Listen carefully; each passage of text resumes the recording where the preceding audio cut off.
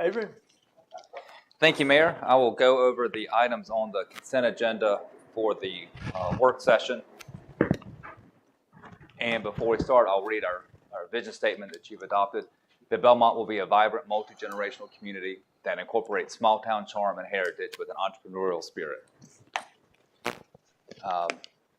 So we have 8 items on the consent agenda, one that was added this afternoon, and that I'll go over in just a moment. You have 3 sets of meeting minutes. You have the April 4th regular meeting minutes, the special meeting that was the budget workshop on April the 11th, and the CIP workshop, which was April the 18th. You've also, for the item 4 on the consent agenda is acceptance of streets in phase 1 of the South Shore neighborhood down in the McLean development.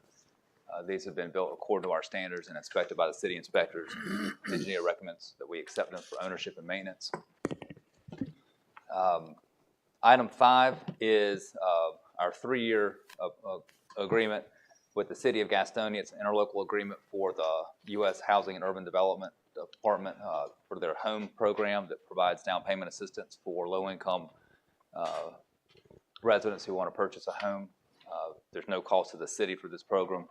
Gastonia administers it, and we've been participating for almost 20 years, so it's just a 3-year renewal for that agreement. Item 6 is an ordinance to close multiple streets in the downtown area on December the 10th for the annual Girls on the Run 5K. This is something we've done for many, many years. And then item 7 on the consent agenda, and I believe, I can't remember who brought this up last month, but it is an ordinance rescinding the order to demolish the property at 7212 Wilkinson Boulevard. This is the automated card feeder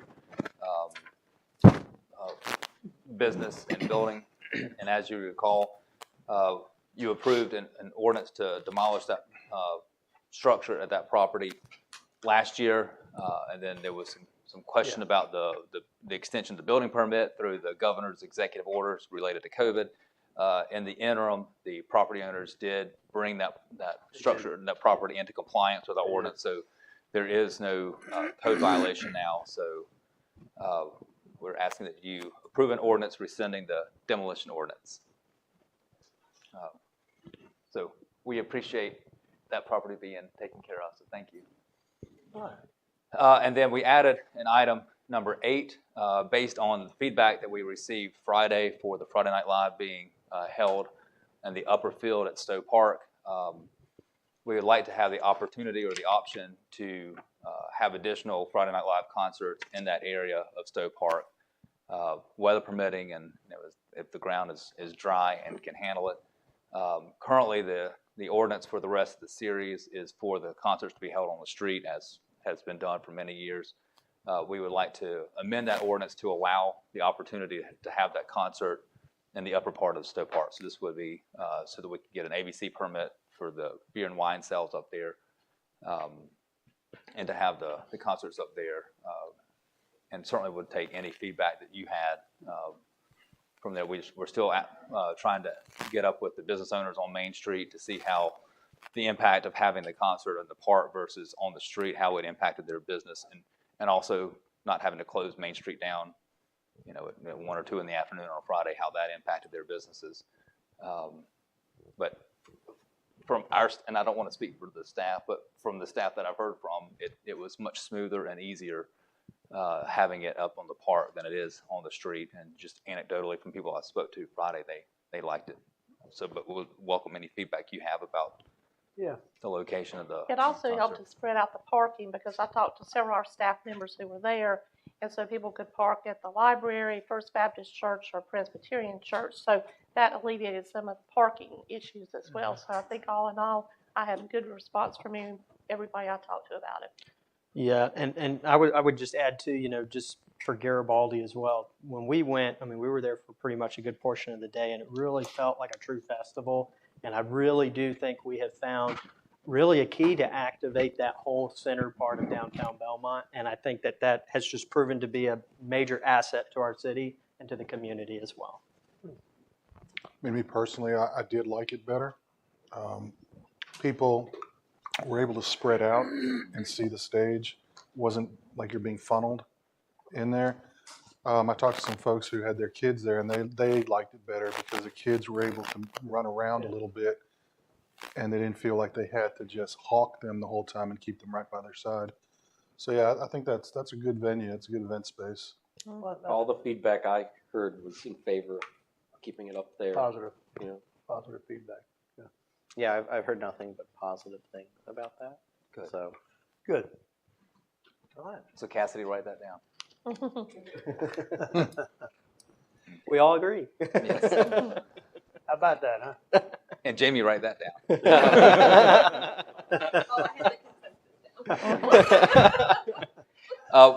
There is one, I guess it's technically a declaration or a proclamation Yes. that we would like to add. I've passed this out. This week is Public Service Recognition Week, so we'd like to recognize that. So I'd like to add that and read it into the record after the Pledge of Allegiance. okay. I did have one question Yes. on the ordinance for the 5K. Was that, I noticed in the ordinance talking about the road closures, is that going to be like the entire road? I thought we typically, like one lane would be closed and then the other lane would be open so that traffic could still get through. It just reads like we're closing the entire roads. Cassidy or Chief, do you know?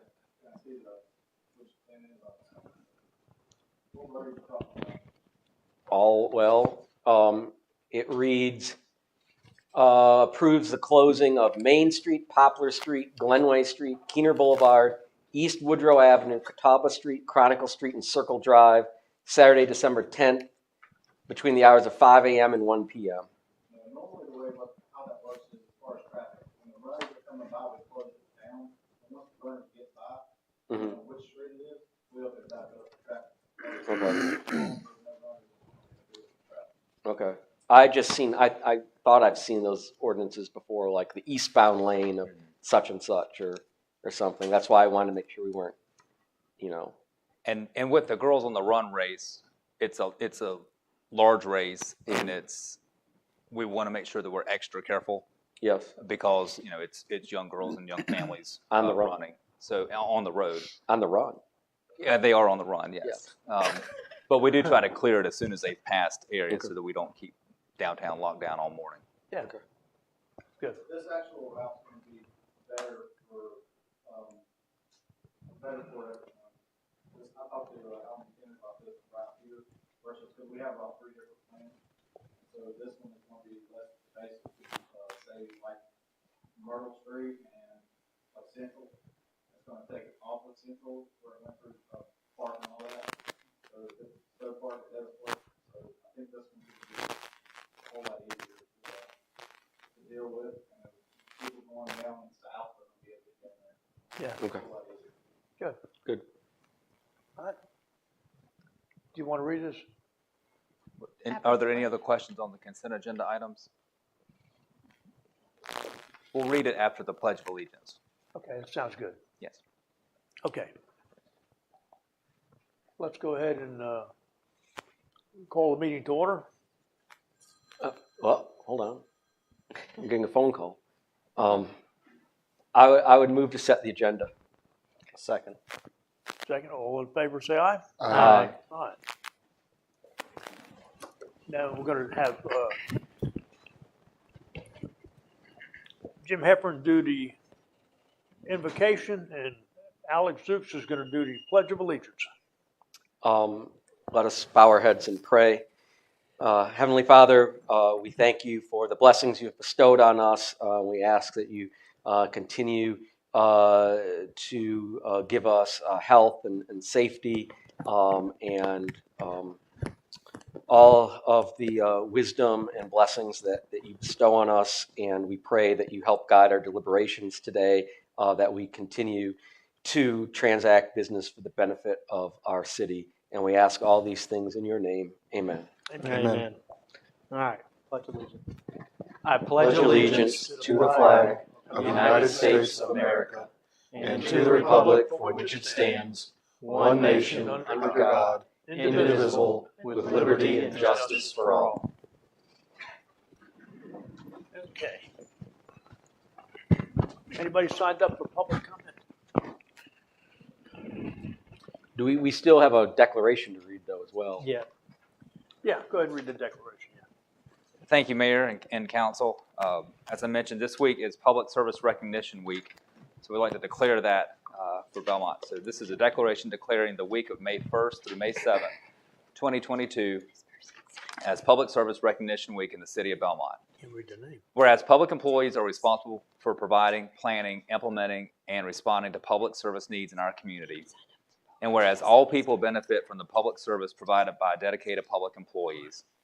And whereas public service is a noble calling where people choose to spend a portion or all of their career building community, contributing to the public good, and improving the well-being of our communities.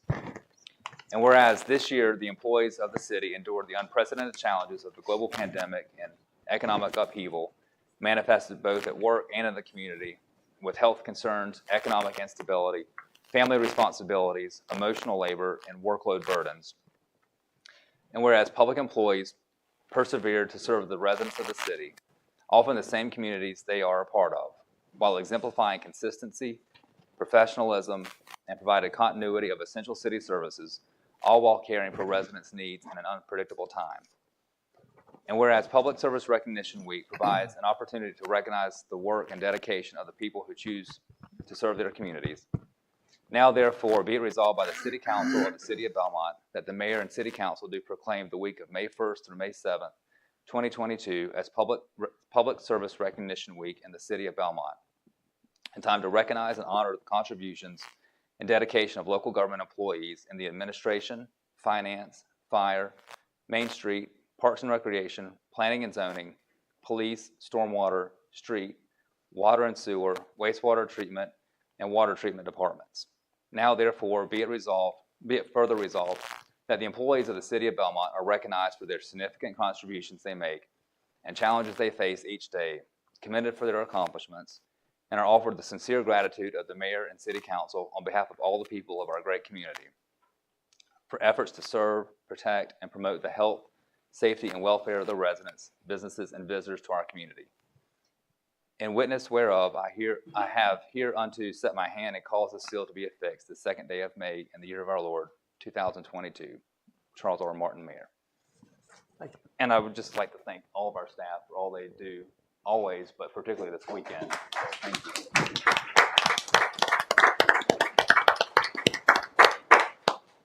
Thank you, Adrian. Thank you. Now, we have one person signed up for public comment. Well, before we do that, we need to vote on the consent agenda. I move to approve the consent agenda. Second. We got to move to approve the consent agenda. We got a second. All in favor, say aye. Aye. Okay. Sorry about that. Now, we have one person signed up for public comment.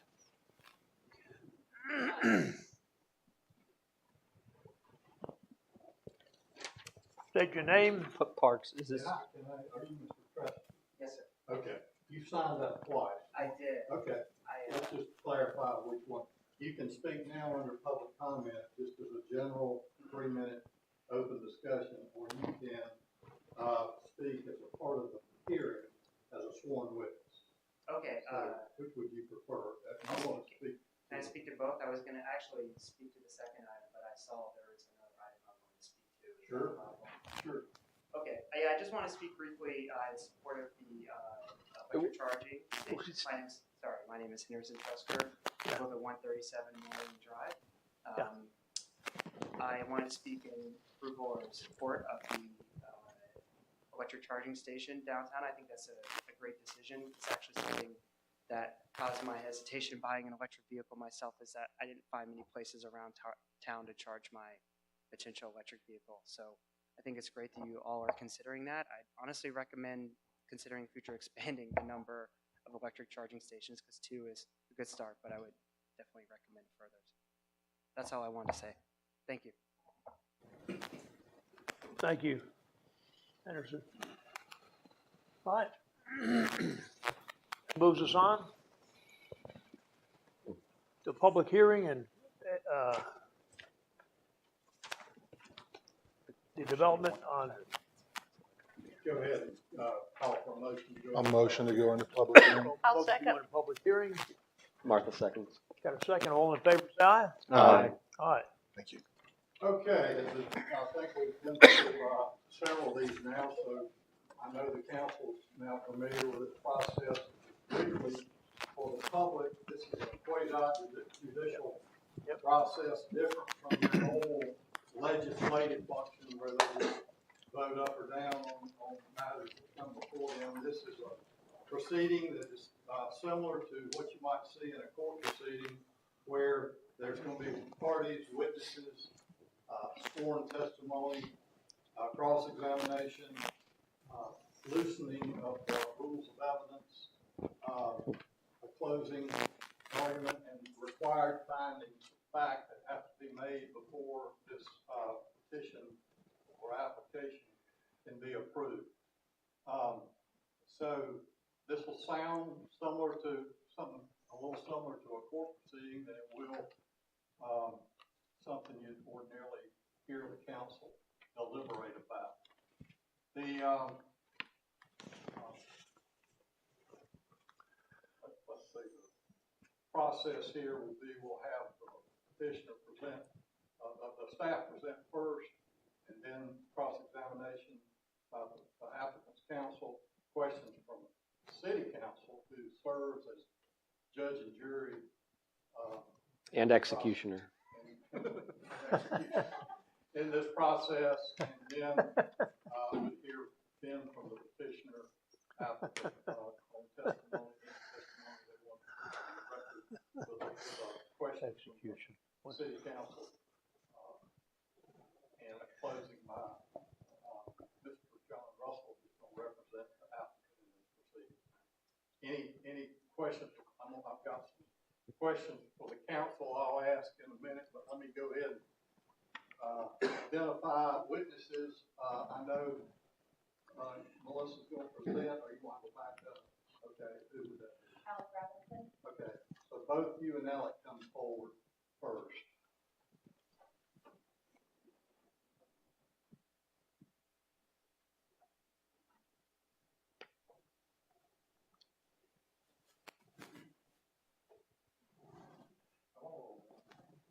Yes, sir, I'll let. Swear firm testimony about the truth, the whole truth, nothing but so help you God. Okay, thank you. Mr. Russell, how many witnesses? Have them come forward, and Mr. Kraftwerk, you want to come forward also?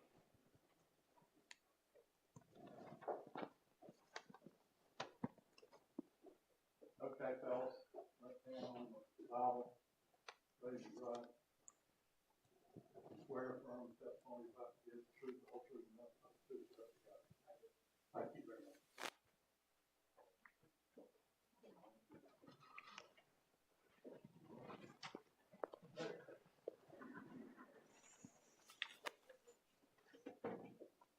In order to determine we have arbiters that are free from any prejudice or bias, I'm going to ask the city council these questions.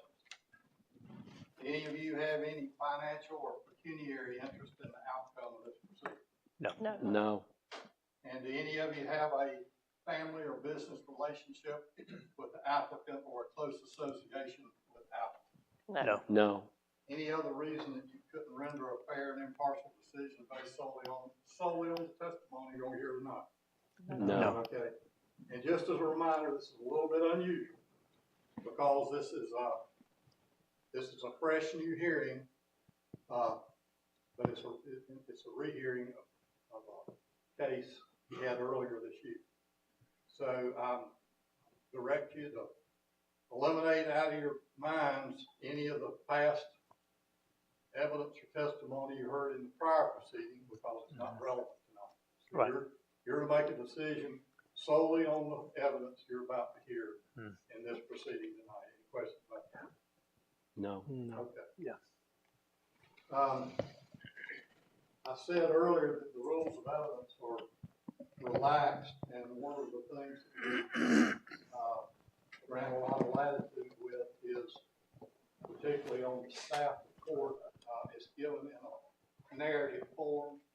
where there won't be leading questions or direct questions of a witness like you ordinarily hear. But Melissa, you'll be presenting and you can come forward and present your narrative testimony. Any other questions before we start? Covered everything. No. Mr. Russell? No.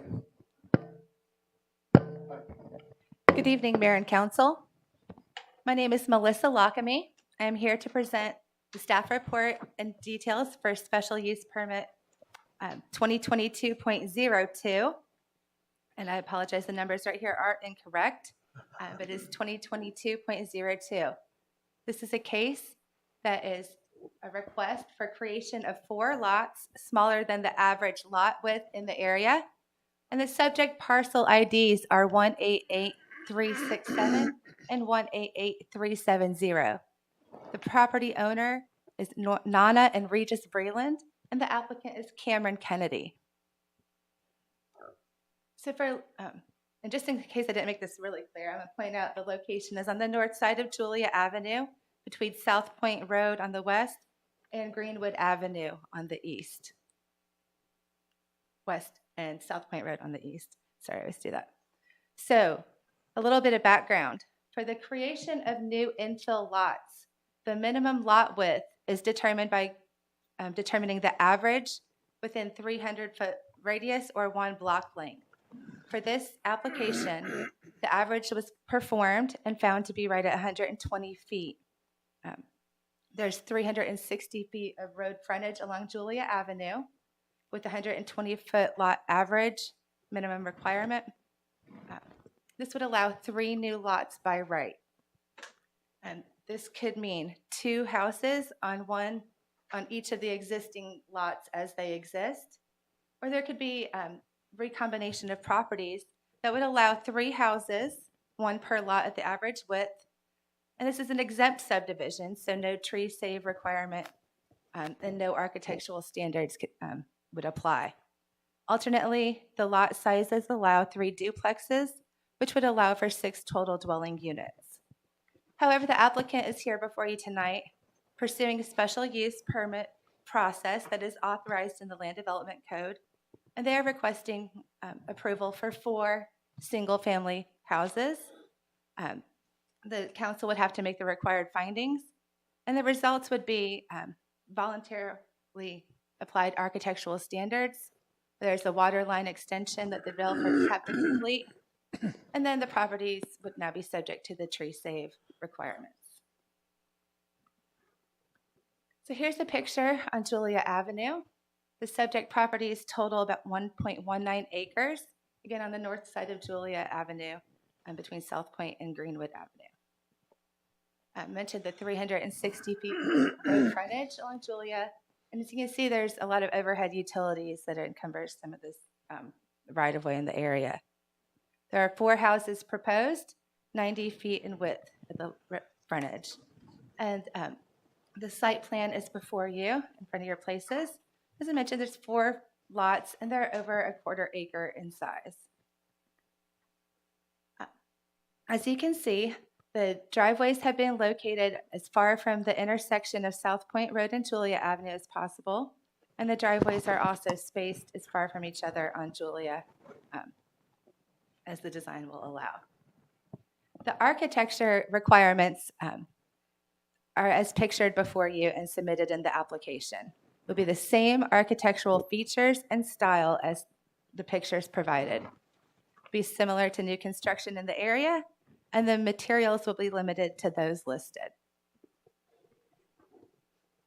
So for development review, planning staff starts and reviews the application for compliance with all the chapters of our Land Development Code and often any applicable provisions of the Municipal Code. Then we take these applications to our Technical Review Committee, and they review the applications with the city engineer, police, fire departments, stormwater management, and county building, and inspections are often at the table as well. So we perform technical review committee with all of these departments represented. From that, we look further at site design factors that can impact public safety. we analyzed this property to ensure clear site triangles, and those definitions are found in Chapter 2. There's 2 that are pictured on the site plan. We have Belmont definition of site triangle, which is 35 by 35 feet triangle, and an NCDOT specific. And both of those are kept free and unencumbered as required. The driveway spacing from the intersections I've mentioned, and the applicant's going to touch on a little bit more details on how they have designed the site similar to our collector street driveway requirements. And furthermore, we have worked to ensure areas available for future transportation improvements, specifically that the right-of-way, or if additional right-of-way is required, that there's no buildings or obstacles to allow for future improvements. So we have done all of that during the site design review and analysis. So we're then, therefore, able to conclude that staff is testifying that this plan as submitted meets or exceeds the Land Development Code requirements. The zoning is general residential. It's appropriate for the single-family land use proposed and envisioned in this zone. And finally, the comprehensive land use plan has this property at the edge of a village center. And the village center, especially at the edge right there, is the transition from the commercial land uses to the higher density to the larger single-family residential lots. So all of these facts show that this project is consistent with the regulations and the adopted land use plan of the city. So should council make the required findings, staff has included or recommends the following conditions of approval. And a lot of these are standards, but some of them touch on precise tree locations and utility locations that will be further coordinated at the construction plan approval phase. This is traditional next step of development, and all of those details will be worked out, but they're not asking for relief. I'm just letting you know these conditions will apply if council makes the required findings. And should you do that, here are these required findings for the special use permit. And I stand by respectfully entering the staff report and details into the record. Stand by for any questions or concerns. Or Is admitted into the record. Mr. Russell? Yes, Russell. I do. Ms. Lockamy, some questions for you. Let me start with the current zoning of the property is general residential, GR? yes, it's GR. And that does not change under the proposed site plan? Correct. No rezoning is proposed. The proposed development that's presented is single family, I guess, detached housing. Yes. That building style or listed use is allowed and appropriate under the general residential zoning district? Yes. And you indicated in your testimony that residential use is consistent not only with the current zoning, but also the city's future comprehensive land use plan, correct? That is correct.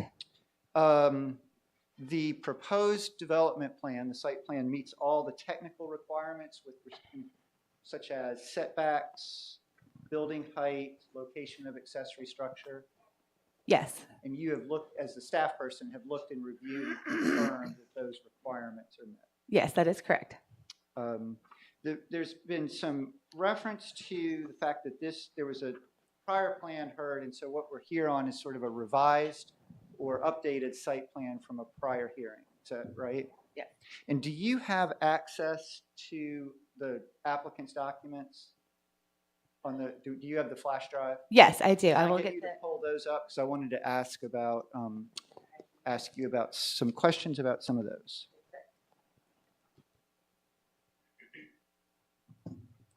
And specifically, what would you like me to pull up first? So the first one is the prior site plan that was submitted. I just want to ask some questions about the differences and what's changed.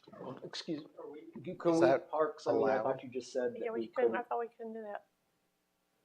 Pardon me? You want to go to that's for the purpose of what? Showing the difference and what, why we're here, how this site plan has changed and addresses concerns that have been raised.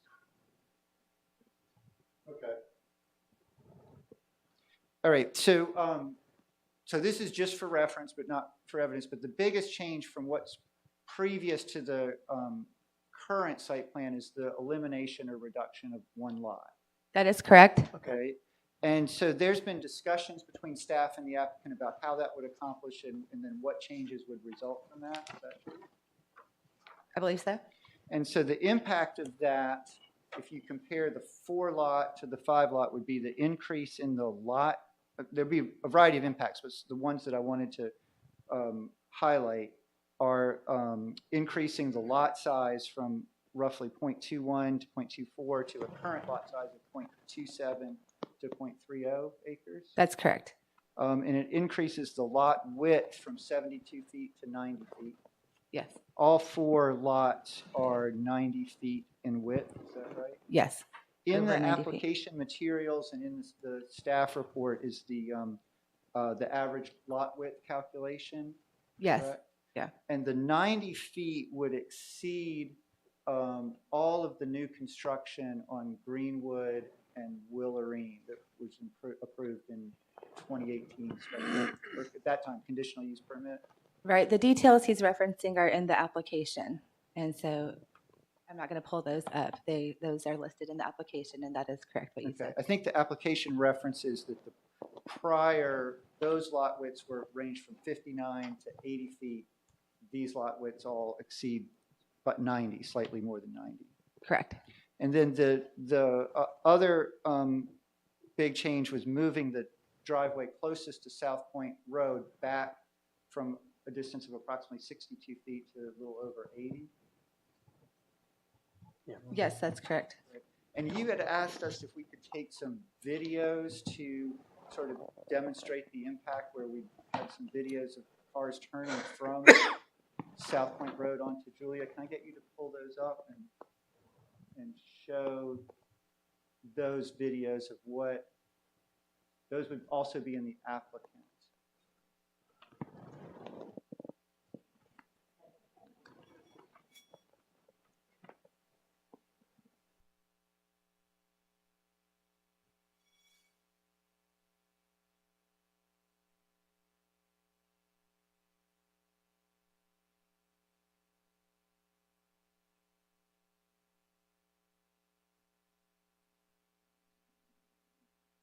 So what your request was to take a couple videos. So that's one, and I think we have one turning from left turn, making a left turn from the other video shows the left turn from South Point Road onto Julia. You had asked us to stand in the approximate location of the first driveway and take some videos of, is that right? Staff doesn't exactly say what the applicant should do, but what staff does encourage the applicant to do is to bring evidence, to submit evidence to the board Okay. to help them make their decision. So if the evidence you are choosing to submit is video and photograph evidence, Okay. that's my takeaway, at least All right. evidence. Does that, to you, is that, from your involvement, that location would that be approximately where the driveway closest to South Point Road appears to be on the site plan? Yes. You made a reference to, and that's all I wanted to show you. So you made a reference to section 8.15 of the Collector Street section of the Land Development Code. Yeah. We've got a slide for that. Has staff analyzed this project and this development under section 8.15 of the Land Development Code?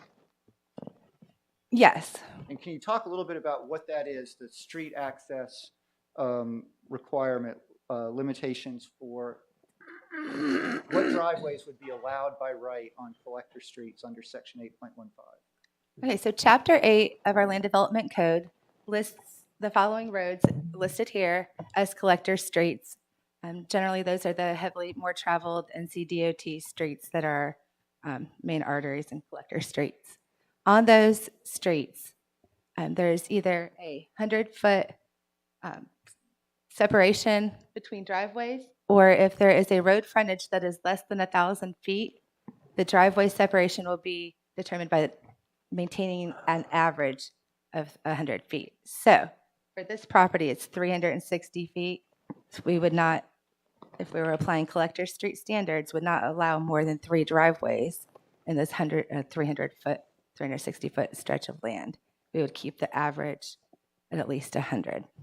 And then the corollary of that analysis is that you could get 3 driveways as a matter of right because of the 360-foot road frontage.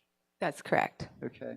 And technically that staff has interpreted that 1 driveway per 100 feet of road frontage requirement as an indication that that meets concerns with respect to safety and traffic flow and issues that staff looks at in determining that number.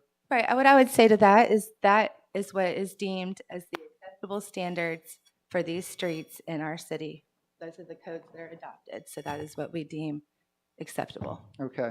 And Julia is not listed on that slide there as a collector street. Correct. It is not. So that means that this would not need to apply to this would not need to meet the collector street requirement, technically, is that right? That's correct. But even if Julia is similar to those other streets that were listed, this proposal would meet the 3 driveways as a matter of right. Yep, that's correct. Limitation.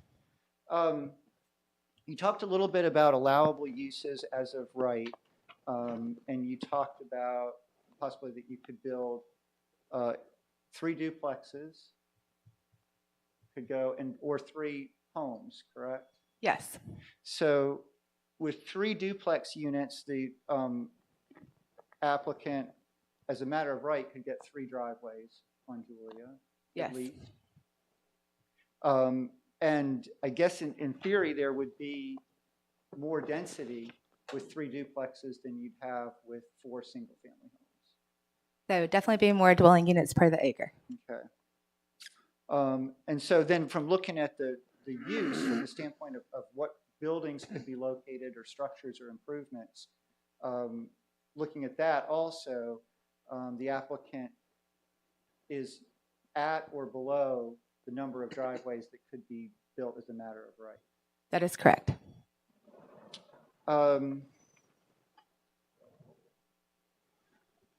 Before coming in, the applicant had to go back through the full application process. Is that right? With site plan, staff review, findings of fact. Yes. The application, the current 4-home site plan was presented to the TRC, the Technical Review Committee. Yes, it was. Did you receive any negative comments with respect to traffic or public safety from the TRC? No, we reviewed it, and there was no further comment from the public safety and entire committee. Were there any suggestions for how to improve the plan from the TRC from the standpoint of public safety? No. Okay. What department heads, just for the record, participate in the TRC? City engineer, all planning staff, public works director, construction inspectors, stormwater management, fire has multiple representatives, usually the chief and captain, and we have different representatives from the police department, different captains. So both those departments would have been looking at this primarily from the standpoint of public safety? Yes, everybody was around the table. Did part of the review at TRC or staff level look at prior mitigation measures completed on?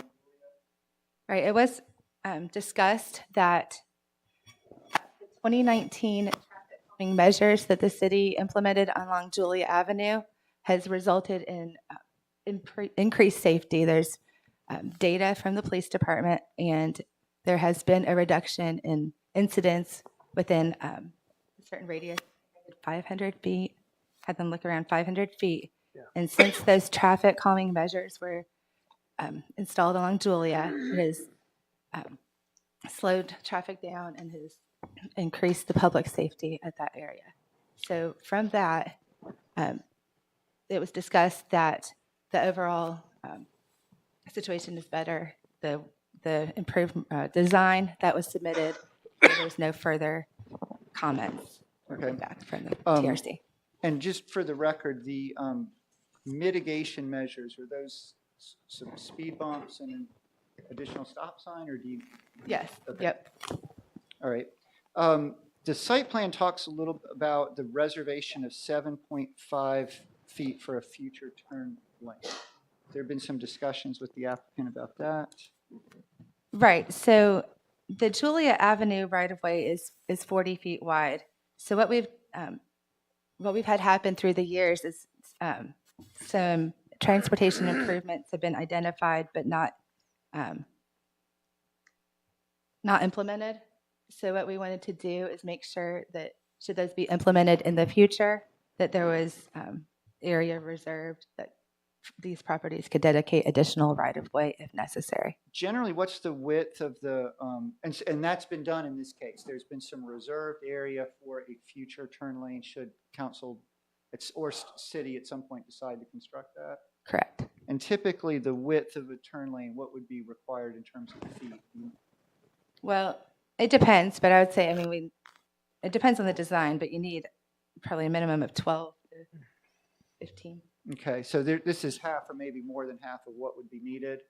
Yes, And there's not a sidewalk on this site plan, right? correct. And the purpose of that is to reserve space if desired by the council for a future turn lane. Correct. Okay. Last thing I'm going to ask you to pull up from the applicant's document is the acreage chart.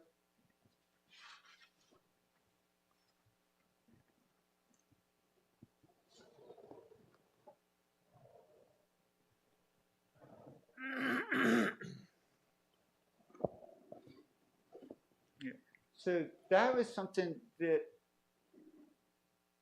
in discussions with the applicant where we were looking at the lot size as opposed to lot width of surrounding properties. That was a topic that was discussed from time to time, is that correct? Yes. And so then this is a two-page chart, I think, that the applicants presented where the highlighted sections are those surrounding lots that are less than 0.4 of an acre. Does that look correct to you? Yes, and the subject property for council is this. 0.3. Yep.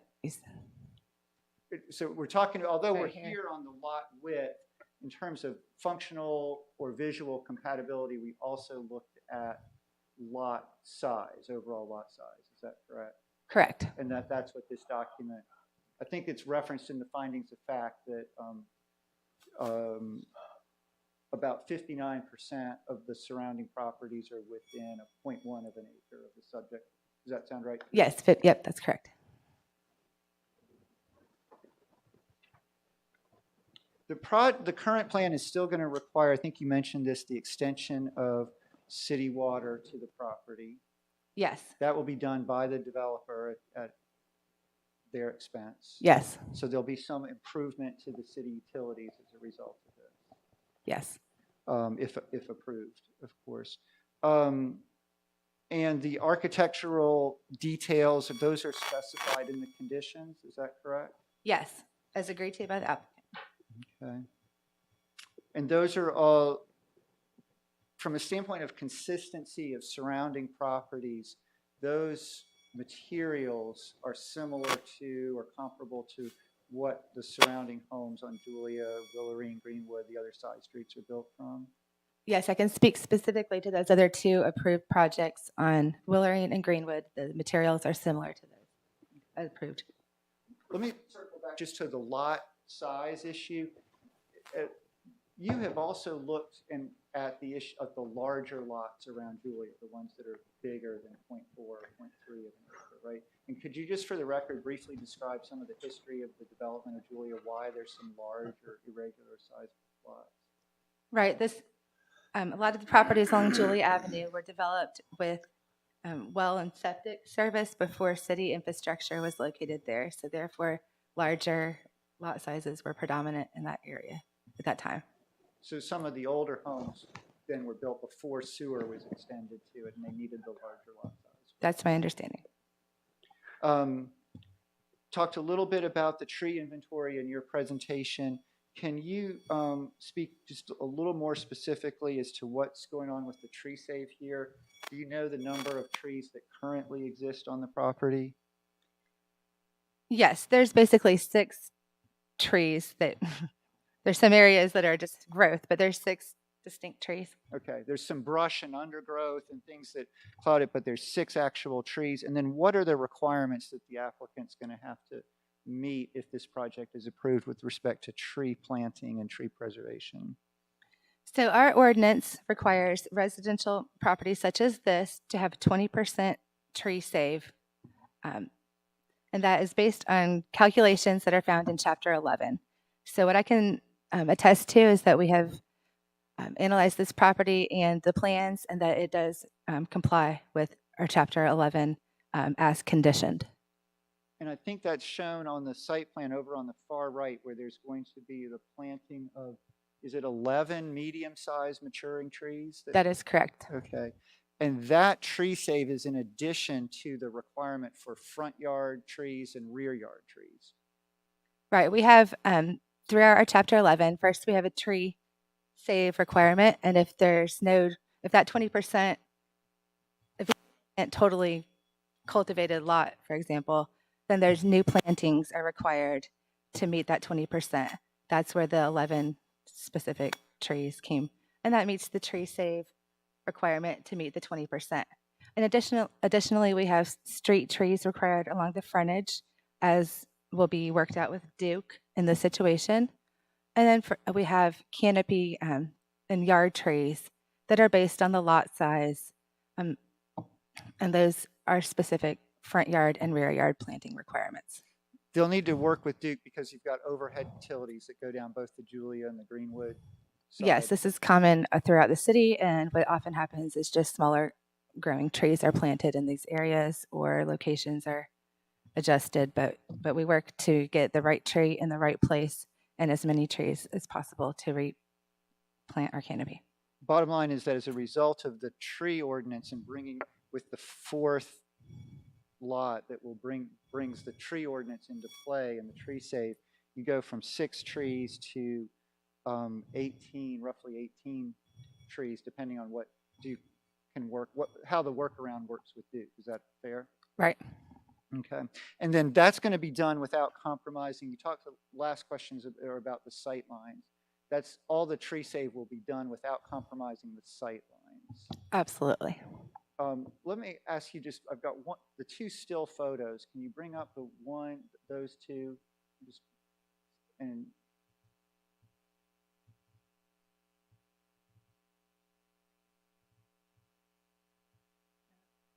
so that one actually just shows the driveway across the street, correct? That's the other side of Julia. Is that what that Correct. photo shows? Yes. And that one's, the driveway is actually located closer to South Point Road than where the first driveway would be on this development. Is that right? That is correct. And then the other one, I think, shows the sight line spot. Can you pull that one up? Public hearing. Yep. Yeah. And can you talk a little bit, just sort of clarify what the sight line is, maybe using that photo, or explain to us what that means and how that's going to work in this situation? Well, there's a couple things, but specifically if you're talking about if you're exiting the driveway at this location, there's poles here, but all this brush will not be here. When you look at the site plan and put yourself at the edge of the pavement of Lot 1, it's more than 90 degrees that you could see back behind you. So that's a really important aspect that we look at when we're looking at site design analysis, is just to make sure that we leave as much visual sight line as possible to see the cars coming, for example, from South Point Road taking a right onto Julia Avenue. So what you see here will be cleaned up, but at a minimum can only be better than this. So and I think what you said is that there's city standards for sight lines and there's DOT standards for sight lines. And yes, and there's different reasonings behind this, and it's making sure the approaches for different movements at these intersections are accounted for. And your analysis that this proposed project meets both? Yes. Okay.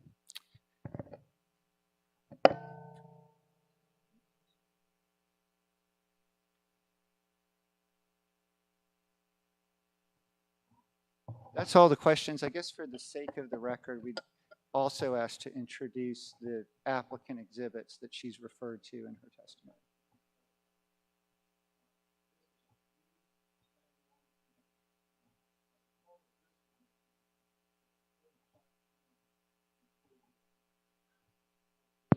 We don't seek to introduce that. The only reason to bring that up was to illustrate the effort or the to go back and try to make improvements on the prior.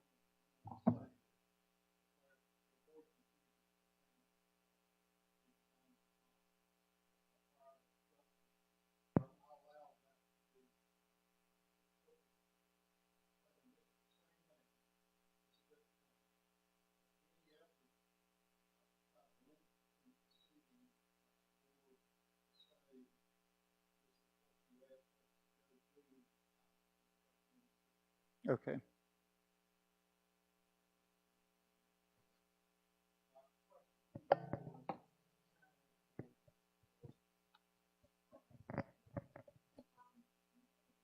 Require sidewalk for this or not? No. All right, No, we don't require sidewalks until the lot threshold is larger. The number of because all we've done with Chili Avenue, and for those, most of you have been involved with it, some not, that was a state road, as I recall, that the city took. So we've tried to deal with issues that normally we would not have on a city street. We've tried to increase public safety, and that's been brought up. We want to make sure we don't decrease public safety. So that's a big concern to me. And if we're looking at this, and if we were to approve it, that would be a concern to me, because I think we need to request a sidewalk, because if you're trying to keep that area safe and people walking through there, then we need to add, not subtract, for the safety part of it. The other thing is, how wide is an alley? If we're looking at Tower Crest and Stone Manor Village, how wide are those alleys? Because both of those we were trying to decrease the impact on the roads in those areas.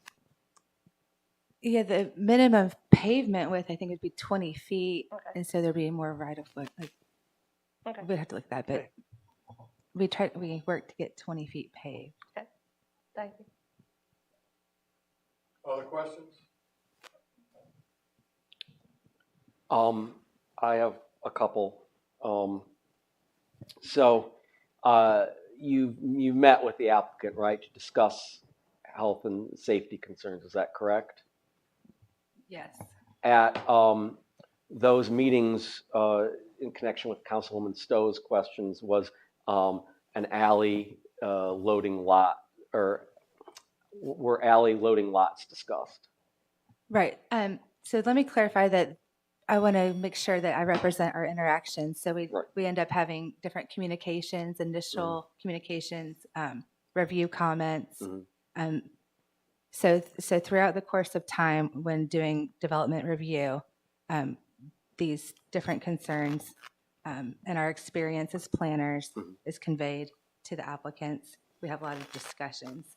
So I don't want to give an impression that we had a meeting about public safety on a certain date. Yeah, it's more part of our process that we've done. Like at the very beginning of the sort of sketch plan process, we did have a bring up that they should consider an alley, and I will defer to them when they come up to speak to why that would not be feasible.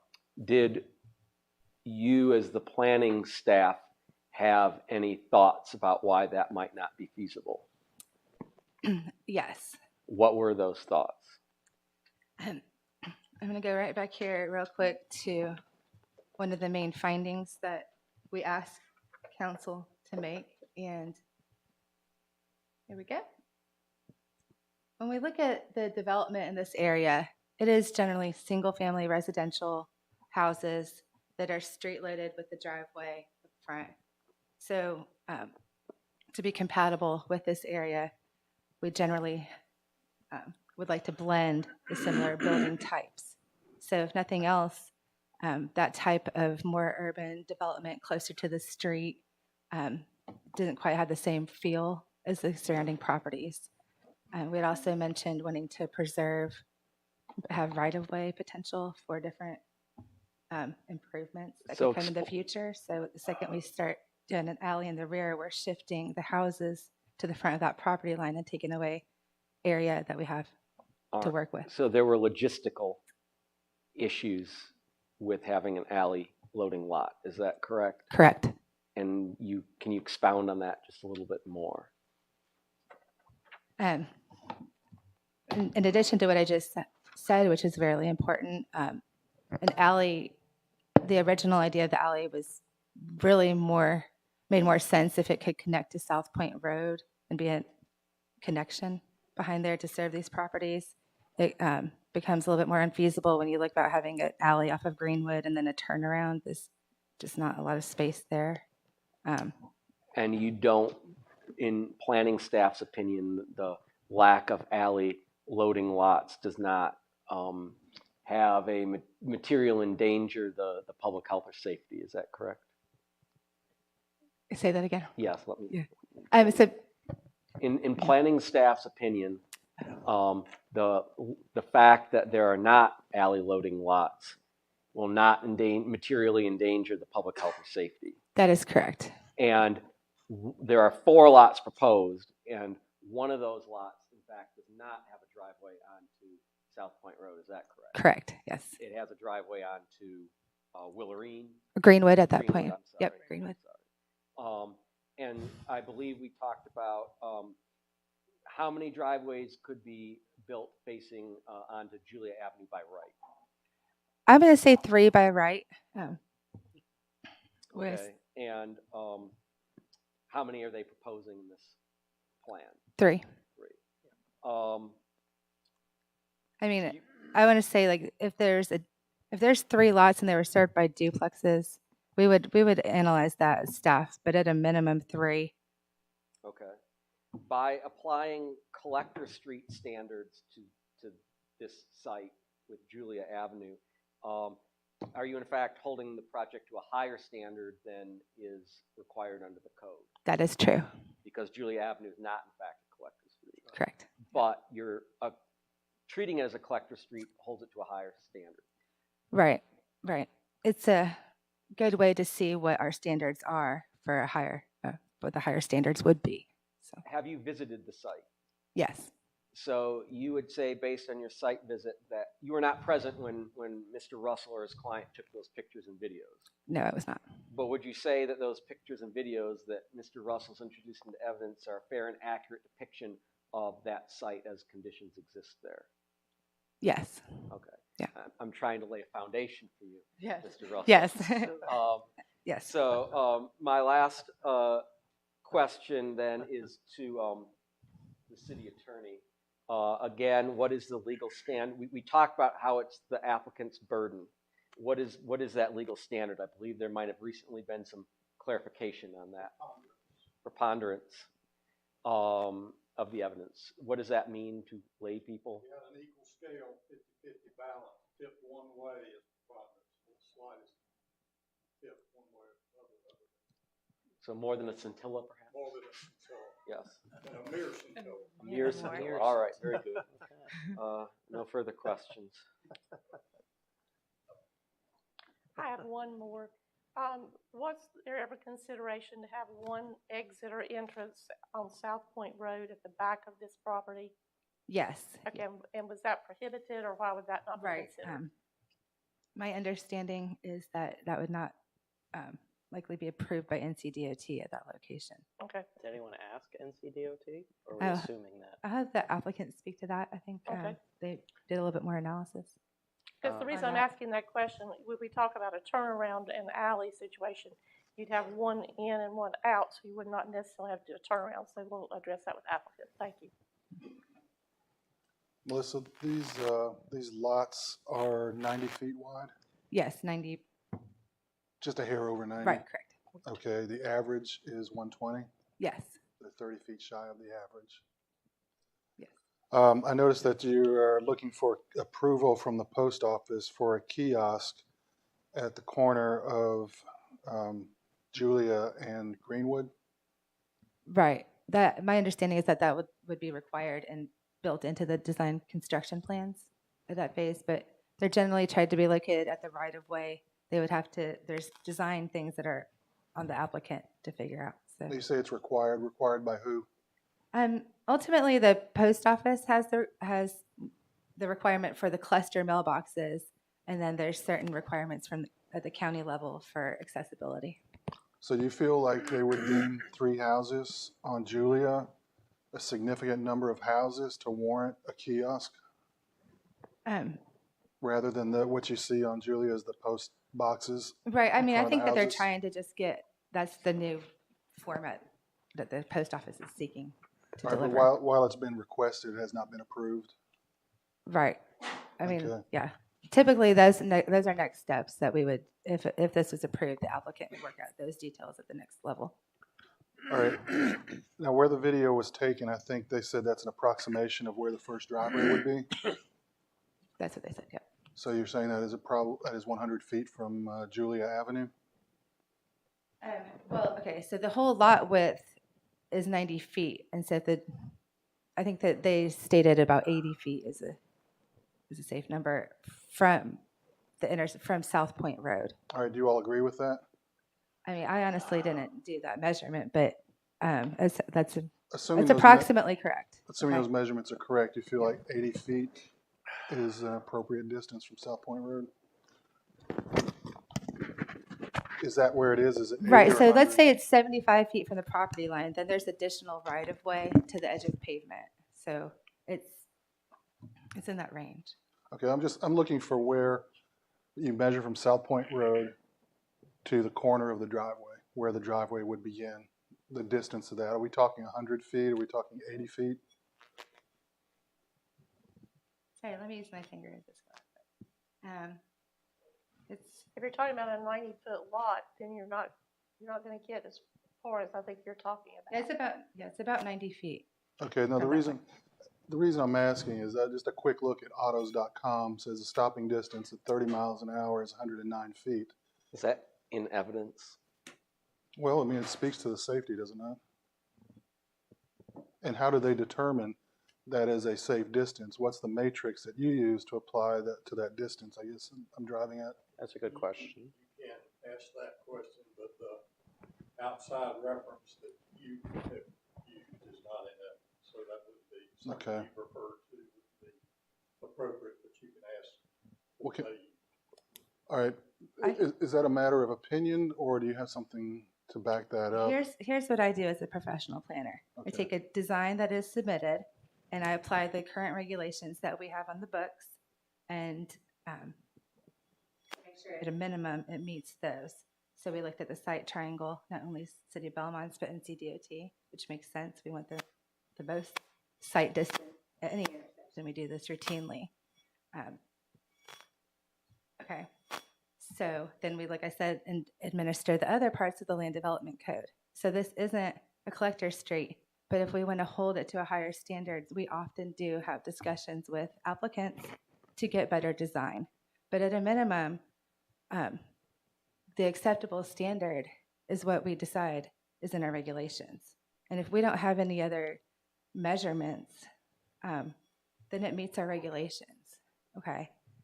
So anything that we've done here is applying our regulations that we deem as a city to meet the best, to meet public safety requirements and concerns.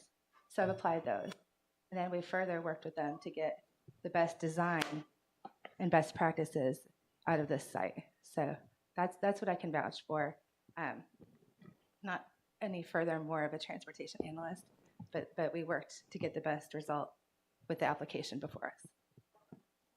Thank you. I have one follow-up, maybe two.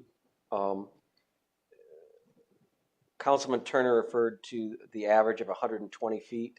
Do you recall that? Where is that average derived from? That is a chart that should be in the Right, but what's the application. basis for that 120 feet? Okay, It's not. we use GIS and go a certain radius, Mhm. find the lot width, take Mhm. the average of the lot widths that are in the area. Mhm. So that's an average of properties in that area. I see. And, but it's, as I recall, it's like it meets the higher of the two, 120, and there's another calculation. Is that not right?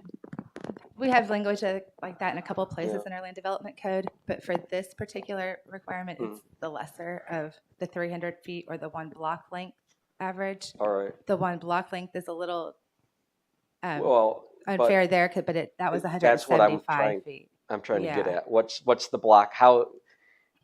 What does a block consist of? Right. In this case, it's going to be the frontage between South Point Road and Greenwood Avenue on the south side.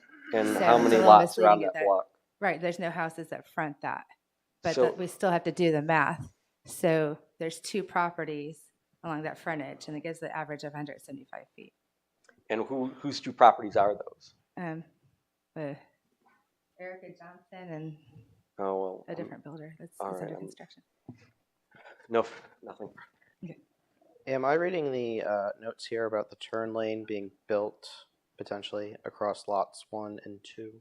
They're reserving area Right. to dedicate, but no, they're not So, going to build it. but you would potentially have 2 driveways coming out onto a turn lane.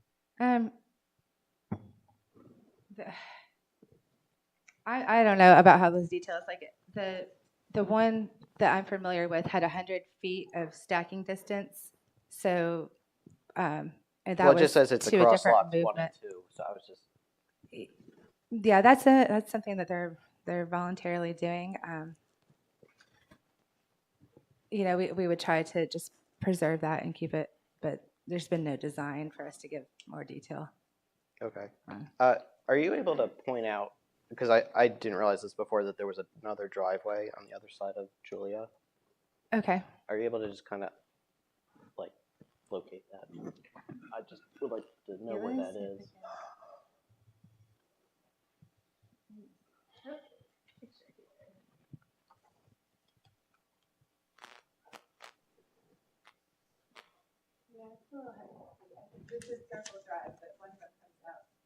Okay.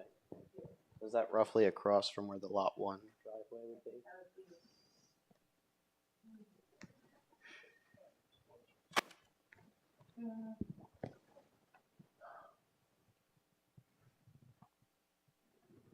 I'd say it's probably at least 20 feet closer to South Point Road. So it would actually be slightly ahead of, so you'd come off South Point, and then you'd have the driveway over here, and then the lot 1 driveway over here.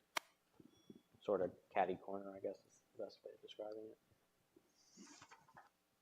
Yeah, that could be true. Yeah, I don't know enough to say for sure. Okay. No, But- yeah. That could be true. Okay. And I was just curious about the mailboxes, or with the kiosk. Like, what triggers that? Do you know what triggers that for the post office, as far as like why they would want a kiosk versus mailboxes? Because it's only 4 houses. Right. I started reading a little bit about it, but from the introductory material, I mean, it helps prevent vandalism. The post office is saying it increases public safety to have one central kiosk versus multiple mailboxes. From my initial reading, it's just something that they're across the board trying to do. Okay. For new development was their wording, new development. Okay. So that can be pretty broad. Well, I was just wondering if the fact of having like a mail truck stopped in front of those driveways would potentially create a safety hazard, and that's why they were. Yes. I requesting think that that's there. exactly what they were thinking as well. Okay. Any other questions from the panel? No. Mr. Russell? No follow-up. Thank you.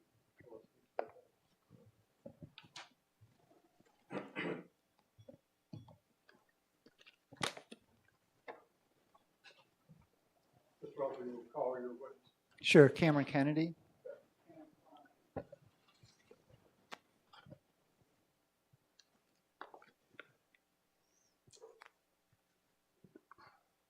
How's everyone doing this evening?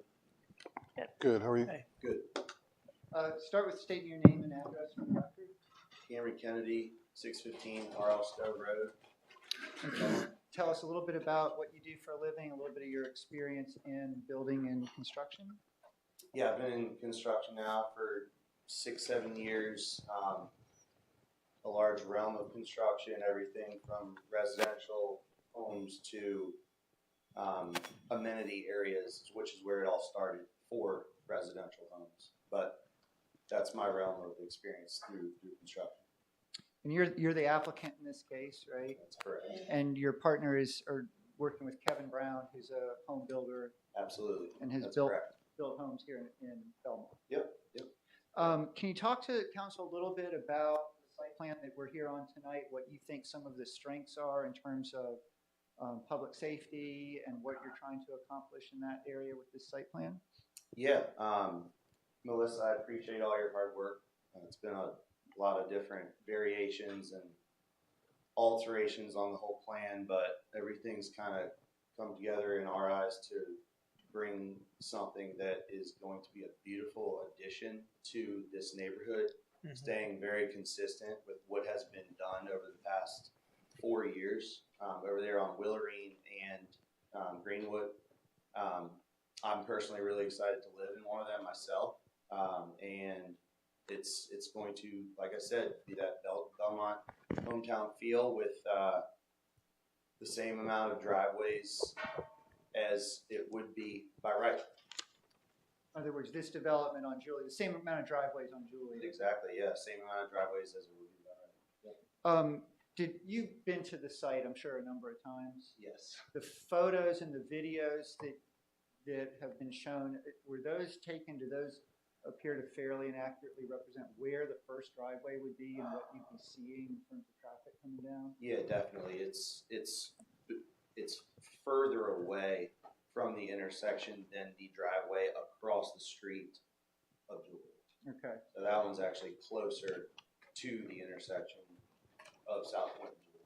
Okay. Yeah. That's just for the record, that's a circle driveway, so there's two, but the front end of the circle is the one that's very right up on, or closer on South Point. That's correct. You were going to bring the utilities, is that right? Extend the utilities to the project? That's something you've committed to do? The water? Yeah, the sewer's there.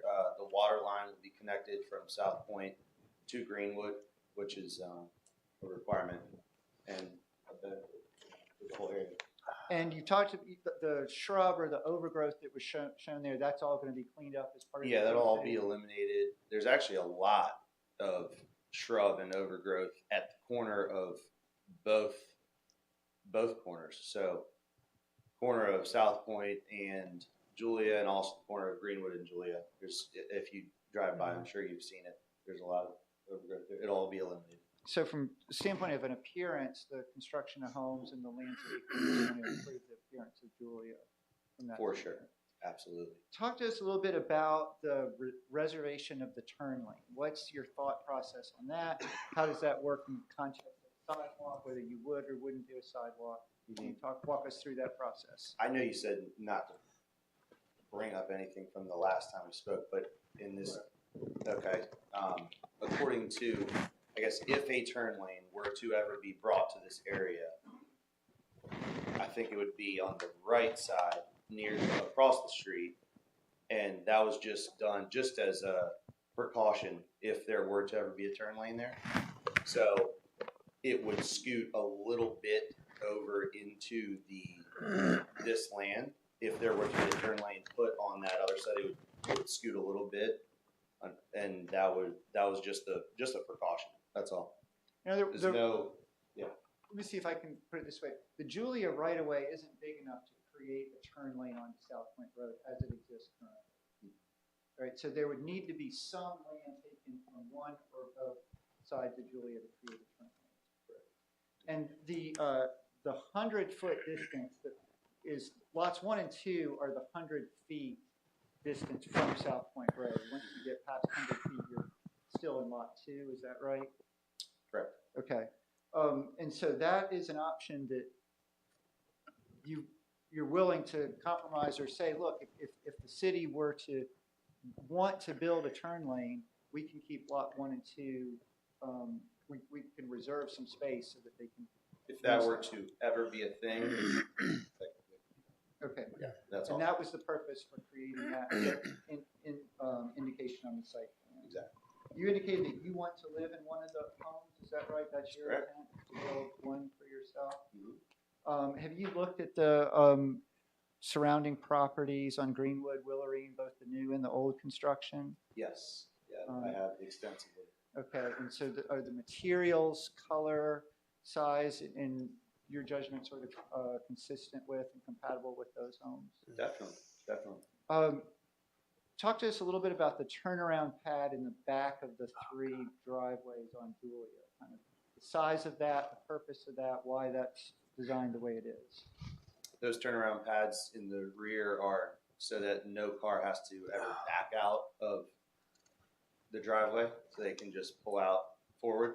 They're enlarged for that reason, so that there would never be any type of, you know, backing out of the driveway. You could just pull right out and have no strange occurrence with other vehicles pulled straight out of the driveway. And Cameron, there's enough space to do that even if you have a vehicle parked in there. In other words, you can turn around. Oh yeah, there's plenty. Okay. Yeah. All right. Absolutely. That's all the questions I have. Tender Mr. Kennedy for any Okay, questions. Al, any questions? How My many, question about South Point Road, did you approach DOT about possibly having one access onto South Point Road? I did not approach DOT, but from my understanding, living right on R.L. Stowe at South Point Road, I drive that intersection all the time, and I know from experience, South Point's a lot busier than Julia. So if you were pulling traffic out onto South Point, that wouldn't be a really attractive thing for anyone living there. No, that's not what I would want to have. In other words, if you're coming south on South Point Road to turn into your properties with the idea of an alley and come out on Greenwood so that you have Sorry, that connection. I'm sorry, I misunderstood you. Say that again? Coming south on South Point Mhm. Road, turn right onto an alley at the back of your property and then come out onto Greenwood so that you would not consider, for most of us anyway, going the other direction. So that's, in other words, to me, that would make it more safe from that standpoint. Certainly not coming back out onto South Point Road trying to take a left, no. Well, that would be the thing. People would do that, probably. But also the other thing about a connection in the rear, it changes the whole product, and it also pushes everything forward. I understand that So- part, but I want to know if you did approach them so you did not do that. This was more from the developmental analysis that, Mhm. yeah, that does not work. well, let me just chime in on what Martha said, and I don't know the answer to this question, but I'm going to pose it. I think the assumption is, are you operating from the assumption that an alleyway has to be 2-directional? Could an alleyway just be the entry only, one way, off of South Point Road? Would that not resolve it? Well, again, it's a completely different product. There's no consistency with all the beautiful new homes that were just built right across the street and catty corner. And we are all about keeping that Belmont hometown consistency of the beautiful addition to that area. All right, let me ask you one other question. When you've increased the size of this turnaround pad, how many cars do you base that on? Are you saying that these people might have 2 or 3 cars, 4 cars? Because at some point, that's not gonna be a functional turnaround, depending on number of Depends on who's cars. driving, but I mean, it's a large pad. You could have 5 cars figure out how to turn around. Yeah, you can have a lot of cars. I mean, they're gonna have to figure, but you can definitely turn around easily 3 cars, yeah. 3, 4 cars, no problem. Is there anything to ensure that somebody doesn't back out of that driveway? Like, there's nothing preventing them from doing that, right?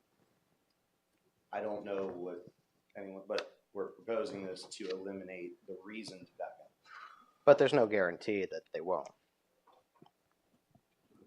No.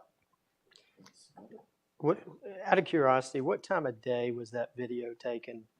Because, I mean, I don't think it takes really investigation for anyone to know that that's a busy intersection at certain times. And also, I think Mark brought up a really good point with those driveways. Let's say that there is an intersection that goes in there at some point.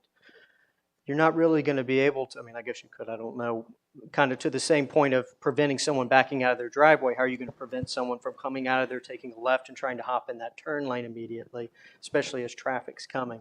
But I am curious as to what time that video was taken on Julia Avenue, because again, we could look at it from that perspective, but we also know during certain times it can change drastically. more fundamentally, who took that video? Yeah, that's a good question too. John took the video, and we had marked many different areas where, I've been there many times and looked at where these driveways will be. I'm not sure exactly. I mean, the driveways, it would be the same thing by right. So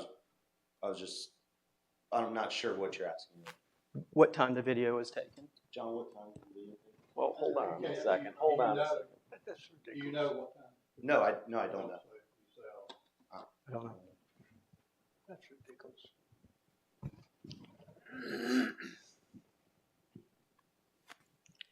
I don't have any Do further you have a questions. question? No. All right, Mr. Kennedy, you can step down. All right, thank you. Kevin Brown?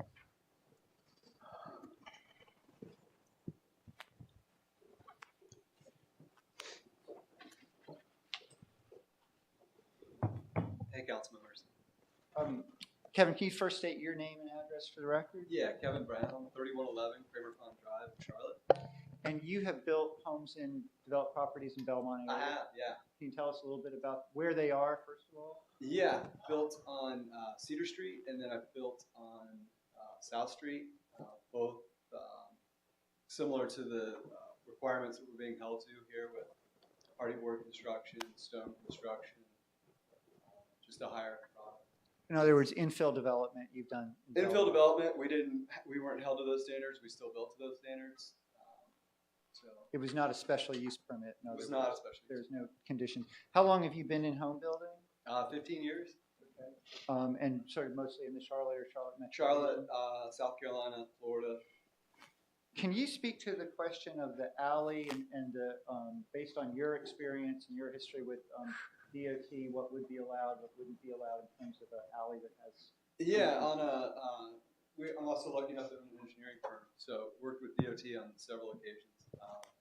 On a project like this, going after an alleyway with that already has access to Julia and the traffic flow on there. Although I haven't spoken to NCDOT, I don't need to. They're not going to allow an alleyway for 3 homes on Julia Street when there's room for 3 driveways on Julia. Okay. So they're never going to allow an alleyway, whether it's right in, right out. It doesn't matter. You would One need way, 2-way.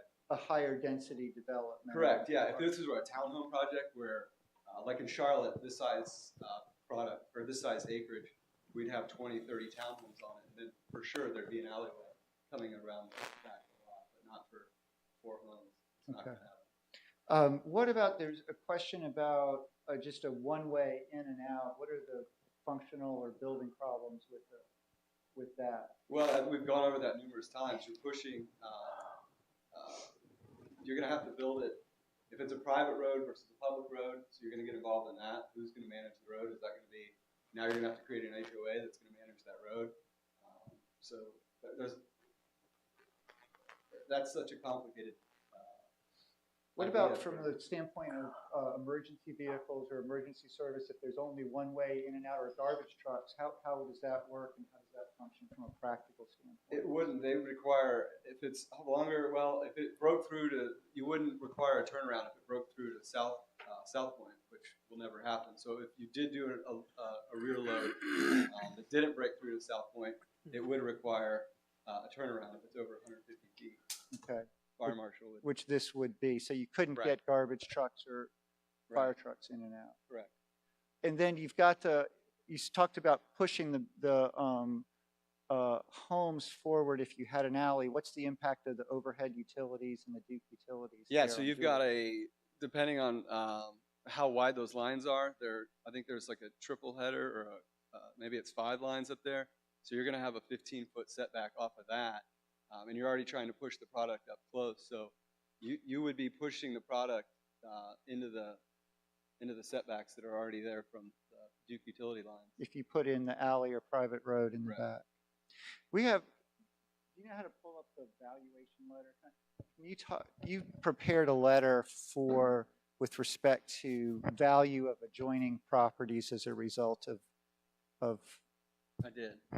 so I just wanted, if you could sort of, first of all, tell us what your experience is in terms of Yeah, real infill, estate. new construction infill, generally brings a positive impact to the surrounding community, both in value Mhm. and in deleting like a overgrown site like this. So Mhm. I mean, it has positive impacts for pricing, and it has positive aesthetic value as well. And is that true of the adjoining properties also? Correct. Did you prepared a letter that summarizes that based on data? I did. Is this copy of the letter you prepared? Yeah, we took a 1/4 mile radius from the property and found the price ranges in that area, and also the years built. And we found that the newer construction homes sold for a significantly higher value than the existing homes. And did those also have a positive impact on the value? The newer construction or infill construction had a positive impact on value of the adjoining properties as well? They did, that's correct. Okay, and that's been true in Belmont based on your research as well as in Charlotte and the Charlotte metro region? That's correct. Okay. That's all the questions for Mr. Brown. I tender him for a question.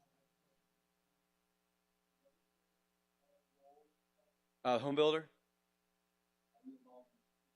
I am, yeah. I'll own the property along with Cameron Kennedy. Arm's length? I'm not, no. But I am a licensed realtor.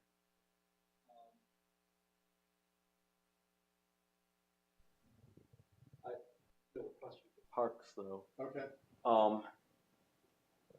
Since these videos and photos are apparently taken by Mr. Russell, to the extent that we might have questions about that, that makes Mr. Russell a fact witness, does it not? That's fair. Who needs to be sworn. Fair. I mean, because I think Alex, did you have? Is Mr. Brown, does that include his testimony? Unless there's other questions. Unless there's other questions. Thank you. Come be sworn. Let the family follow.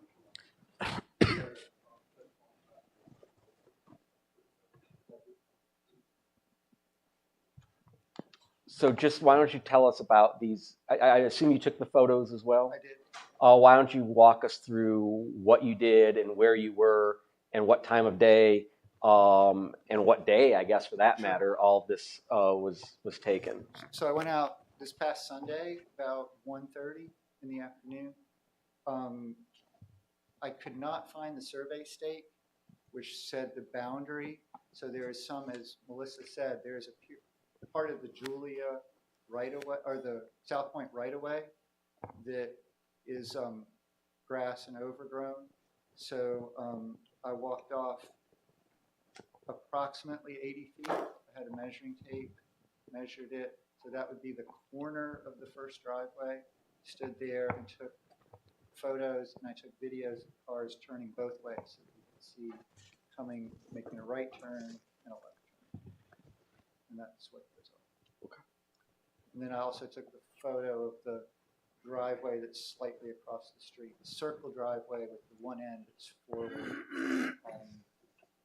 And so assuming that I was standing in the right place, which I think I could have been forward about 5 feet, I could have been back about 5 feet, but it was definitely, depending on where that survey stake is, definitely about 80 feet from where the property line was. I'm sorry, did you say Sunday afternoon at 1:30? Sunday, yes, sir. Okay.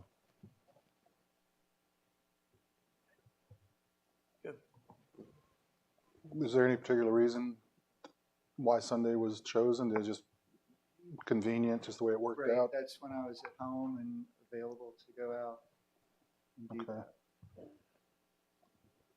It was, I guess, Mr. Turner, it was really intended to show how much time you have from where, if you're sitting there in your car in the driveway looking towards South Point, what's the time that you have to get out, get the car out if you wanted to go in either direction? So that was sort of the intent of that. And it was not intended to document how much traffic exists on Julia, really to say, looking at this, where that driveway would be, what's the vantage point, and is there sufficient time?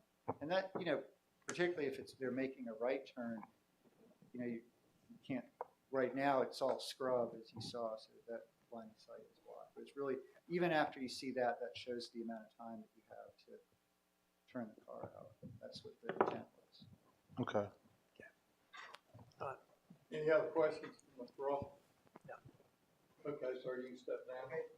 Mr. Presker. Not leave, don't want to leave you out.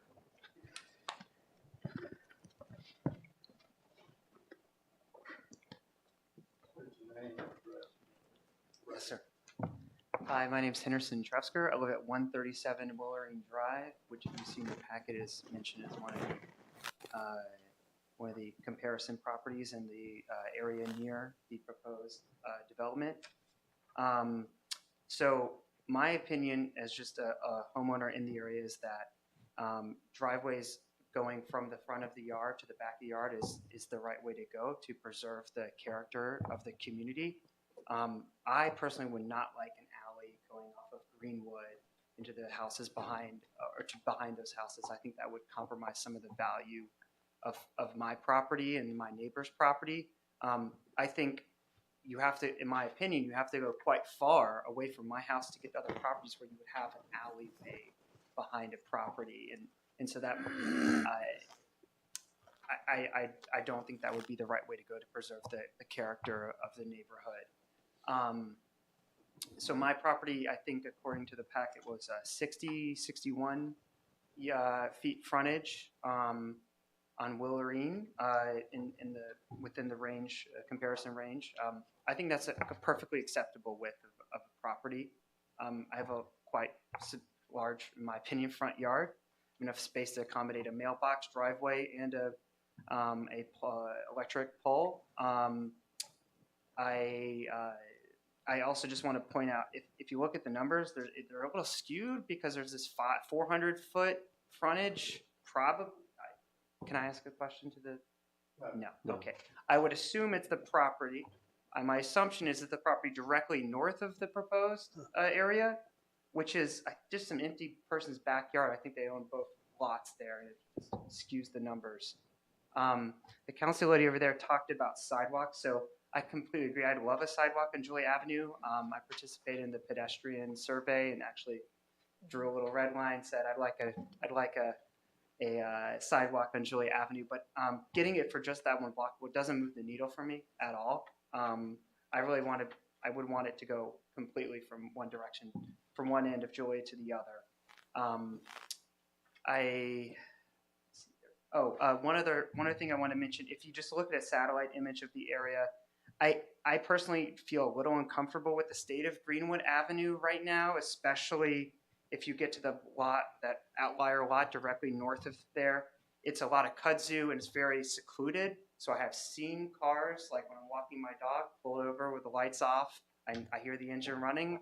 I don't know what's going on there. I really would like this lot to be developed because it does make me a little uncomfortable there, because as you can see, there's a lot of kudzu there. You can't really see it from South Point. You can only really see what's going up there by looking north from either Greenwood or Willerine. So it does make me a little uncomfortable. So yeah, I as a local homeowner, I fully support this development. I think it'll be a great addition to the community. I think it fits in the character of the other developments, along with the driveway from the front down the side of the house, and it also mitigates other concerns I have just about the neighborhood. Thank you, Mr. Roslin. We didn't ask you to come up, right? No. You just saw the ad and came on your own. I attended the last meeting. I came in 45 minutes late, and I wasn't able to sign the speaker's list at the time. That's all. Any questions? No. You step down, sir. Thank you. Well, I think one question. Oh, Do that's fine. What is your relationship to the petitioners? Do you have any relationship to them? No, I just met them at the first meeting. That's it. Okay. Closing.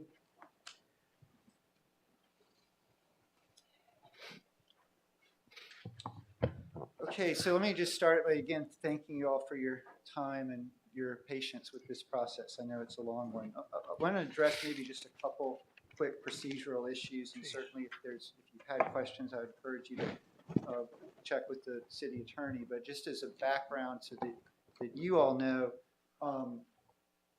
unlike a rezoning where there might be a waiting period or there might be something like that, our ordinance, the LDC, does not require that for a special use permit. So it is not that this happens very regularly. This is the first time that I can think of where we've come back a second time relatively soon after a first one. But there's nothing that's prohibitive in that. And it's akin to what I would sort of analyze it to if an applicant were to go to a planning board, present an application, they get some comments and get some feedback. I know we don't really, this is a new hearing, it's a different thing, but it's perfectly legitimate for an applicant to try to say, okay, I got some feedback, let me see how I can improve on that and what can I do better. And I think there's some of that, we didn't get into the specifics here, that's underlying this. And so that's the first thing. The second is, despite that, we're still, as you've heard, in an evidentiary hearing. And so the proposed use, that is the development as a single family, just general residential use with the shorter lot widths is approved. And so what the recent case law has clarified is when you have an approved use, which is what our land development code has, it requires some additional findings, which we have the burden to show by a preponderance of the evidence. However, the corollary of that is if we show that, because that's an approved use, because the land development code allows for that procedure, the presumption is the law would favor that, and that if the various findings are met by the preponderance of the evidence, then the conditional use permit or the special use permit would be granted. So as to that, I'll run through the three things that we have to show in order to obtain the special use permit. The first is that the proposed use meets all required principles of the code and the adopted land use plans. I would contend to you, and I think that the evidence is clear, that it does. That this is general residential zoning, the use will not change, the zoning will not change. Those are really the key things. You have the additional evidence with respect to the first finding that this also meets the future comprehensive land use plan and that the density is consistent with, in fact, less than what's anticipated under the land use plan. In addition, you have testimony from staff. They've reviewed the site plan. It meets all the technical requirements in terms of setback, building height, location of accessory structures, tree save, all the other technical requirements. So the first factor is met. The second factor is visual and functional compatibility with the surrounding area. So there's a lot of factors. There is a little bit of subjectivity to that. There's a lot of pieces of evidence that you've heard tonight that you can look at. First is the fact that the lot widths here are actually larger than what's been approved by a good bit on Greenwood and Willarine. That number went from 59 to 80 to more than 90. There is the acreage chart that was again brought in because there was some concern at the last time to show that 59% of the lots within the 500-foot radius are less than 0.4 of an acre. So we're within 0.1 of an acre. You also have testimony as to the larger lots, the ones that exceed that 0.4, either are undeveloped and perhaps overgrown or developed prior to the time that septic was located. So you have some historical lots there. You have some testimony as well as some photographs that have been introduced that talk about building materials. The homes here are compatible in terms of size, material, massing, and scale with what's there on the property. And then in this case, you actually have, in addition, not totally unexpected, but very welcome from our standpoint, testimony of the neighbor on Willarine, whose opinion is that competent, admissible opinion testimony that this is compatible with the development, it's good development, and it's one that they would like to see. So there's a lot of evidence on functional compatibility. The other point I would make on that, general residential, single family homes, the lots in the project are used similarly to what Julia, Willarine, Greenwood, the other property, how those properties are used. So you have functional compatibility in addition to visual.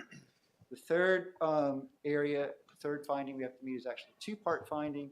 One is will not substantially injure adjoining property values or materially injure public health or safety. So it is not enough, for example, to say there could be some impact on adjoining property or there could be an impact on public safety. There has to be evidence that that impact is substantial in terms of property value or material in terms of public safety.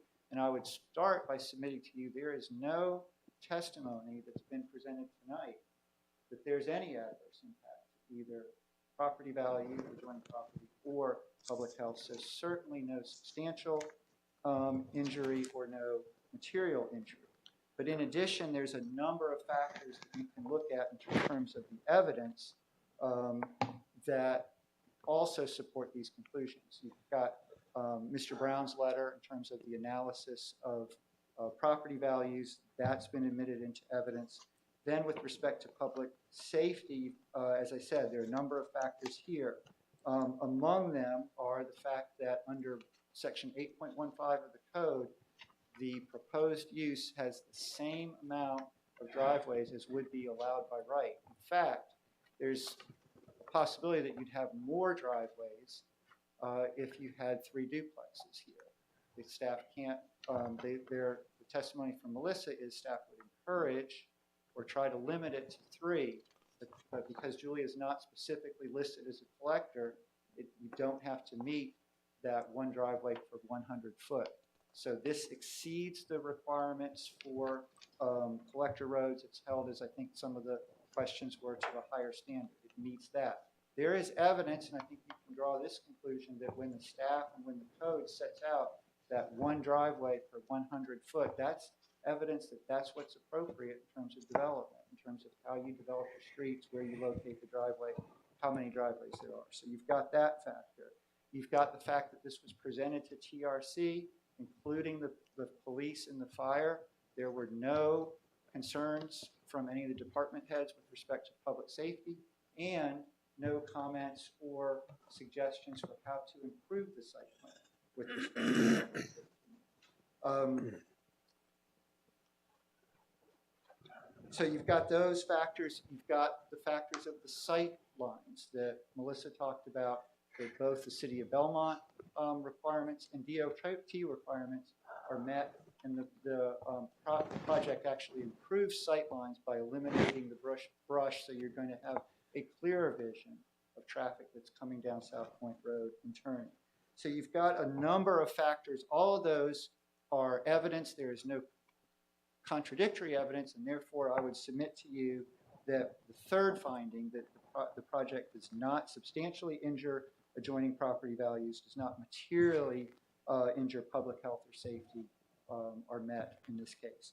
So for those reasons, we think that the findings are met. We would ask you to find that in terms of your findings of fact and ask you to approve and grant the special use permit. Thank you. Thank you. Thank you. All right, motion's come out. I'll make a motion to come out of public hearing. Can we recall Melissa? Is it possible to recall her? Gee. Hey, Melissa, and I don't want to belabor this point, but you know, the homes on Willerine and on Greenwood have been cited quite a bit, the new homes here. You've got 3 or 4 on Willerine, and you've got 3 or 4 on Julia, right at the corner of Willerine and Julia, the first one being that large brown one. Going down Willerine, there's probably 3 more homes that have been added there, all new. Greenwood has 3 or 4 as well. So they're being cited as examples. What I'm hung up on was the mailbox. I mean, you're saying we're seeking a kiosk for this development, and this is the way that the post office is moving. What was their position on these developments? Because it could be argued that during school time, Willerine is a very busy road as well. Right, and I have not gotten to that level of detail with this plan review. So as we looked ahead, you know, there's public safety potential improvements as far as to not have those individual mailboxes. So you know, there's pros and cons, but just my general understanding is this is where the post office is going, but I don't have enough information right now to speak solidly on this topic. Okay, I was just asking because you said that they were moving for developments in that direction. So you've got a 4-home development here, and we've had 4 home developments that they're being cited as evidence here. I didn't know what the relationship was, whether there's something new with the post office, very new. The And what I'm trying to get at Yeah. is we're looking at it, I'm assuming that the kiosk for this development is driven more by safety than anything else. Is that correct? I'd say it from the post office point of view, and Well, as I've looked I at don't want this, you to they speak for were the- doing it. They were moving away from individual mailboxes as a way to improve public safety, visual appearance. So that was one of the factors for the post office. But I hesitate to say very much more because I wasn't prepared to speak on that. I just have some general understanding, but I haven't worked on a subdivision this size with this. I just can't speak to that Okay. with That's fair enough. confidence. Is it fair to say that the kiosk is being considered just as a potential way to further increase safety and potential traffic? That is certainly my staff point of view. Yes. All right, thank you. So, and I just have one thing. John, in his closing argument, stated that there, and I just want to confirm again that there was no objections to as it pertains to solely to safety for this project as it is today. Right. I'm glad you asked because that was the end of the whole long several month process. So there's no comments at the end with this plan iteration. We have submitted all comments, provided all comments. The applicants have responded. We have the TRC team has no further suggestions, comments, or recommended improvements. And that's from everyone's professional opinions, police, fire, everyone down the line. Yes. Thank you. Any other questions? No. Any other questions? Council, is there a motion to come out? Motion. Martha made one. Motion. Second. All in favor, say aye. Aye. Aye. We're out of public hearing. All right, we're out of public hearing, and we're now going to go through the findings to consider whether you will approve the SUP based on the evidence you just heard. Remember, this is same property, different site plan, different submittal, different evidence. You're not sitting as a legislative body where you can just, say this doesn't feel right to me. I don't like the sound of that. That doesn't ring true. You have to. It's called an evidentiary hearing because you box up the evidence that you just heard. You make the decision based solely on what you heard in the evidence. Okay. What Councilman Heffernan was talking about was the recent court case where it was sent back because there was no evidence to support the council finding. So if you don't have any evidence, you can't base a finding. Right. On it forward. Before against, there has to be evidence, underlying evidence that was submitted tonight to support the fact. I will say I disagree that appreciate the homeowner coming forward, but we've talked before about mere opinion evidence. It's not relevant. Okay.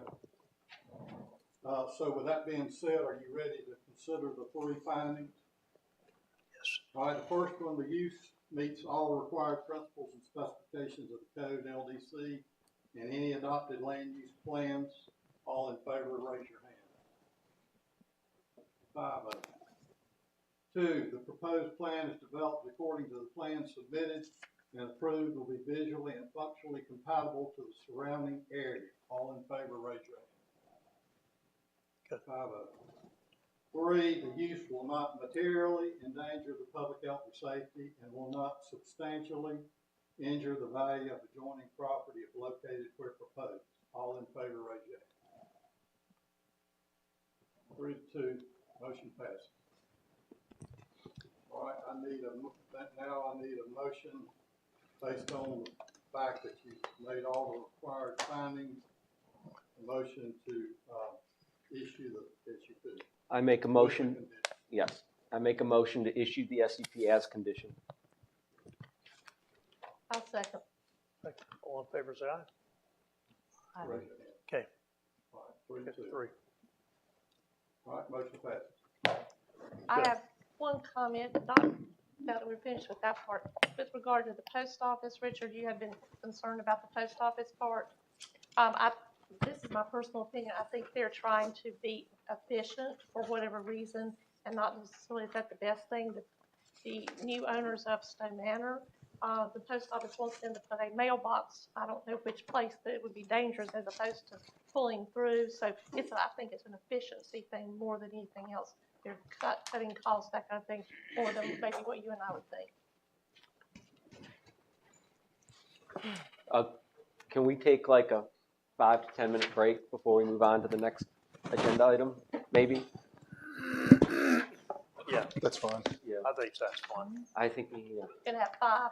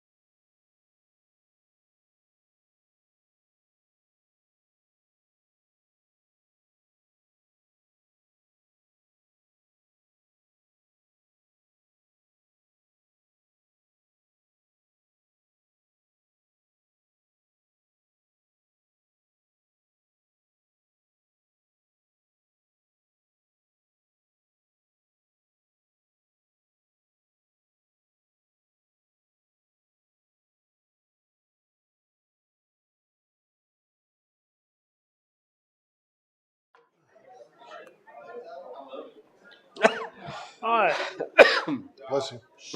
let's resume our meeting. Consider the award of a contract for North Belmont Water Booster Pump Station. Thank you, Mayor. I'd ask our city engineer, Jerry Hatton, to. Adrian, you're still here. Yeah, I'm He's here. right here. He's still here.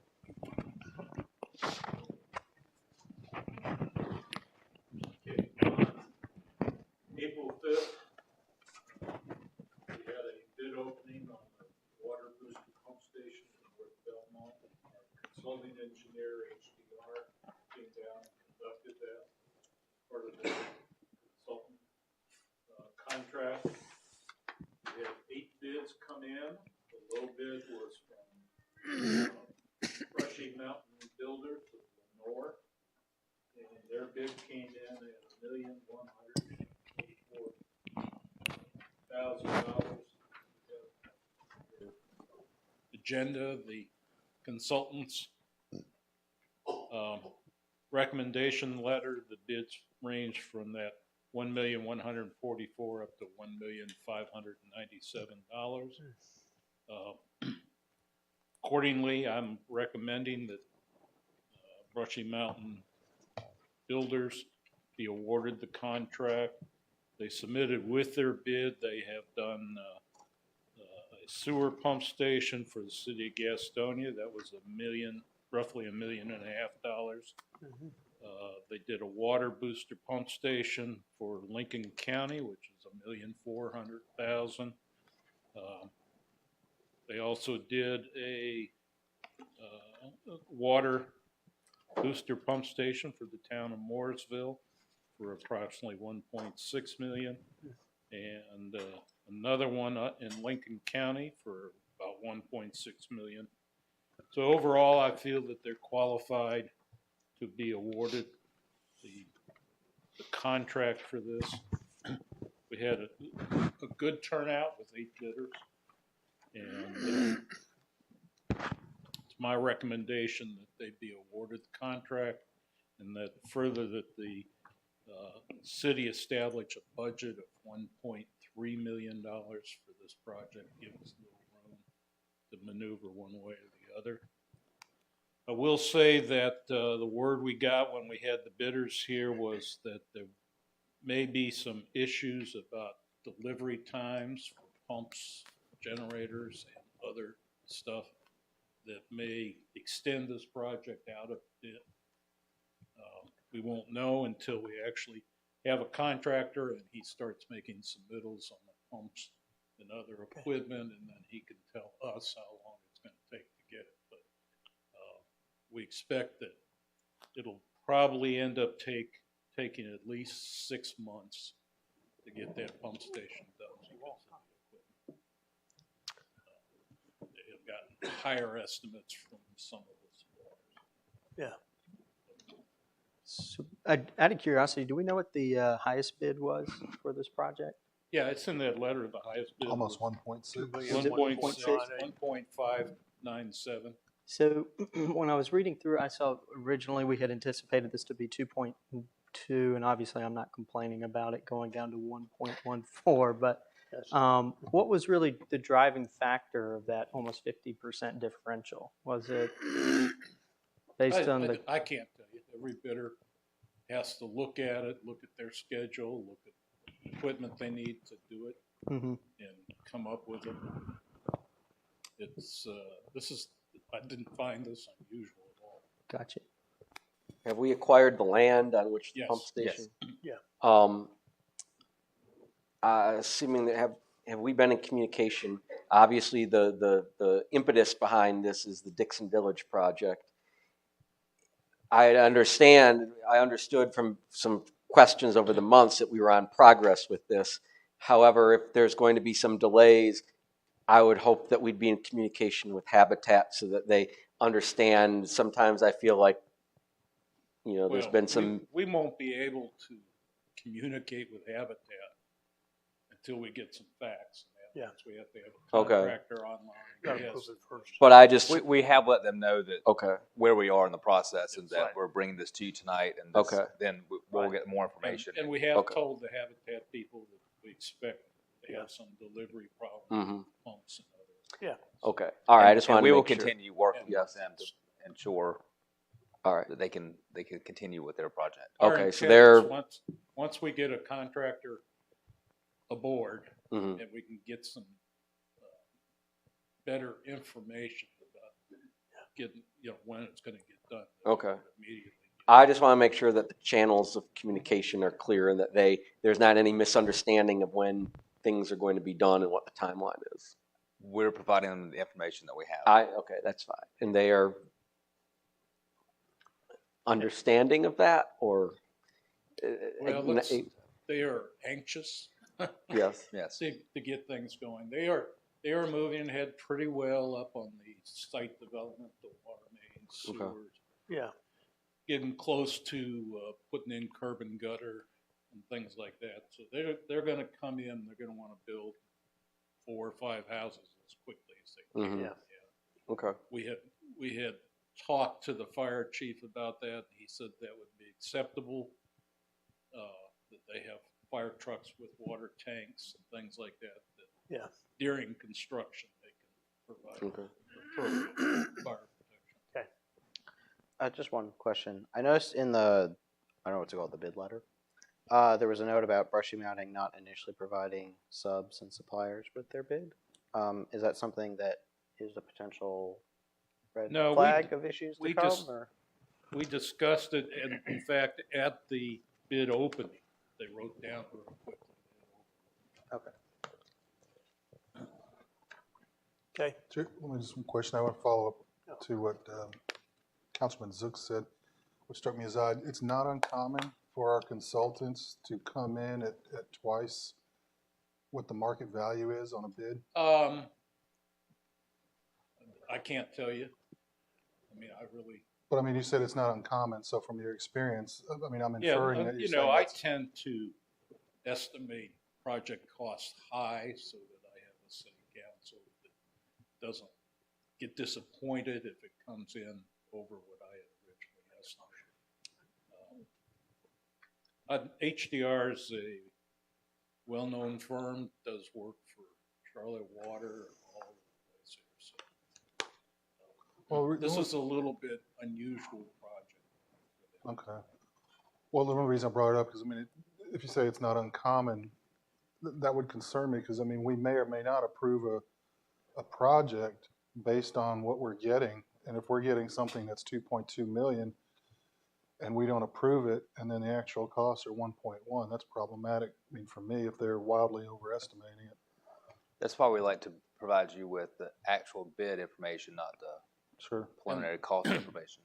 This is like taking bids on a rec center out there. You don't have any idea what it's going to cost, what contractors are going to think about it. This is a rather unusual project. Okay. I'll make a motion to approve the award of the contract to Brushy Mountain with a project budget of $1.3 million. I'll second.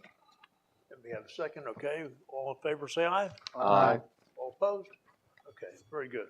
Thank you. Motion carries. Thank you, Jerry, for all your hard work on that, too. Next item on the agenda is agreement with Duke Energy to host electrical vehicle charging stations. Wow, that's cool. I don't think you're electric car, but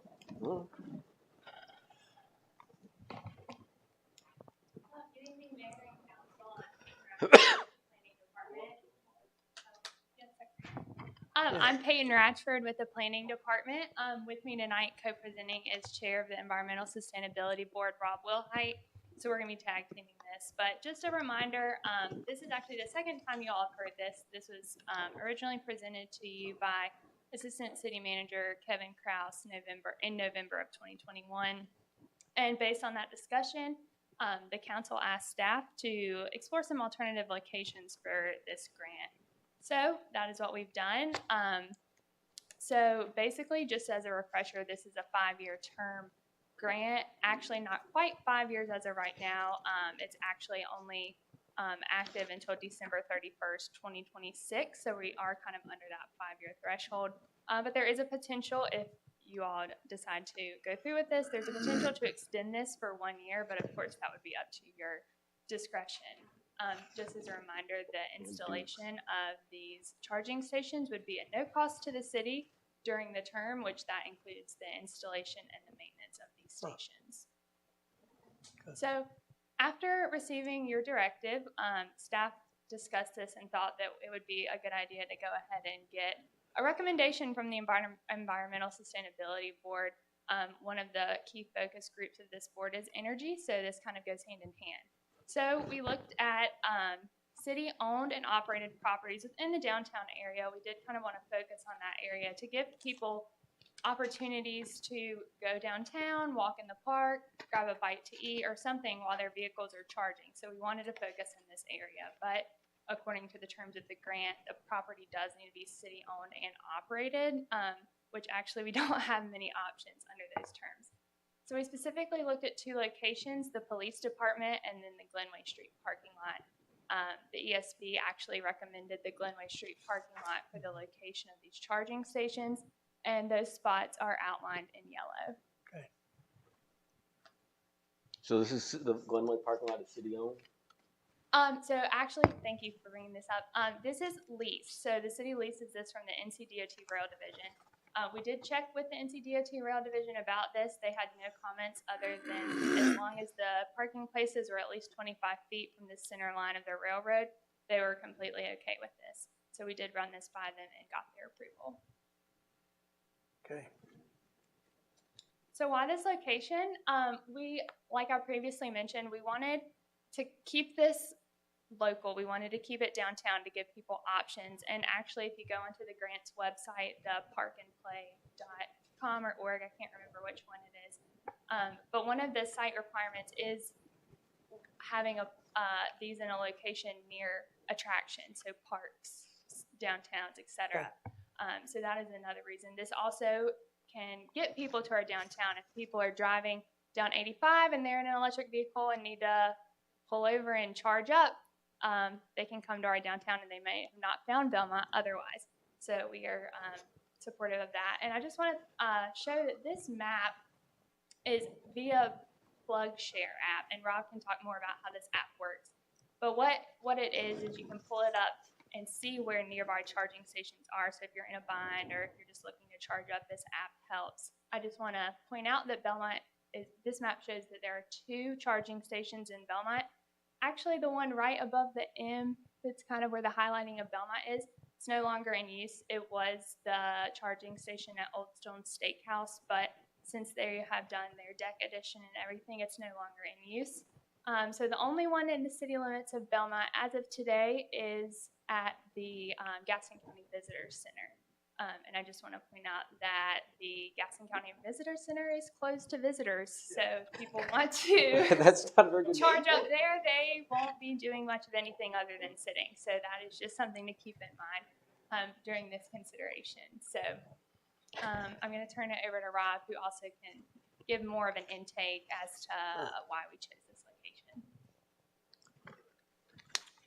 As an electric vehicle owner, I frequently use this app. It also tells you, you can't tell through this one snapshot here, but it tells you the level of the chargers. So there's 3 different levels. Level 1 is basically plugging into your 120 volt outlet at your house. It takes hours to charge.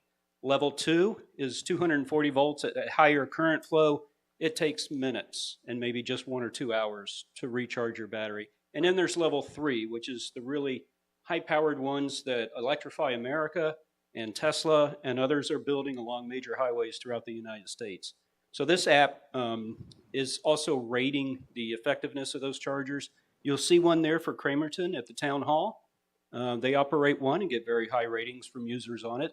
There are 3 in the city of Gastonia. There's City Hall, Public Library, and Social Services, I believe.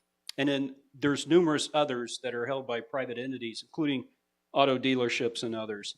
But what this is really pointing out is throughout the peninsula of Belmont, we have a lack of charging for those who choose to purchase electric vehicles. Yeah. The other thing I'll say is we noted that this is helping us keep up with the supply of electric vehicles. Today in the United States, we have somewhere between 2.5 and 3 million electric vehicles, mostly passenger vehicles, but they are becoming more and more available for light duty and heavy duty trucks. The most conservative forecast for the next 7 years does predict that we're going to see an 11-fold increase and will be close to 23 to 24 million electric vehicles, for which a portion would be in North Carolina. The other thing that the ESB has been paying attention to is federal stimulus money and grants that are available to help offset some of the future costs if we as a city should go down this path. With $610 million for EV charging coming out of the latest infrastructure bill, 16.1 million of that is earmarked for North Carolina. And we'll soon get direction on how, if we choose as a city, to apply for those funds and get some free federal money to be able to offset some of these infrastructure costs in the future. Good. That, I think, it's the highlights of what we wanted to share. So these would be level 2, or what would be placed there through this program would be level 2 chargers? Yes. And those you say take minutes, or, well, walk me through that. I don't want to.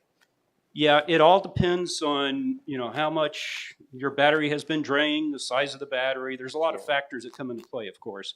But it's the equivalent of putting in an outlet for your electric dryer at your house in your garage. 240 volts, usually around 10 or 15 kilowatts at 30 or 40 amps. Basically, it's enough to recharge your car if you use it all day in a matter of 2 to 3 hours max. Would perhaps make sense to be downtown, because then Yes. those individuals could go eat, shop, go to Stowe Park, spend various monetary amounts at some of our local businesses. As opposed to the visitor center that's not open to visitors. Yes. Right. Yeah. And as a reminder, the Old Stone Steakhouse That's true. chargers were only for paying customers. Oh, okay. If you recall the signs that were there. Yeah, that's right. They were not publicly available chargers, right. which these would be. Paying customers, yeah. Are Is there there any- fees to use this? Yeah, it's a third party that Duke has contracted with. They will charge for the services for charging. There may also be fees associated with leaving your car after it's fully charged to encourage turnover of the spot so that others will have a chance. And of course, Duke Energy's incentive is selling more electricity. And just to that was all of the fees or anything like that would go directly.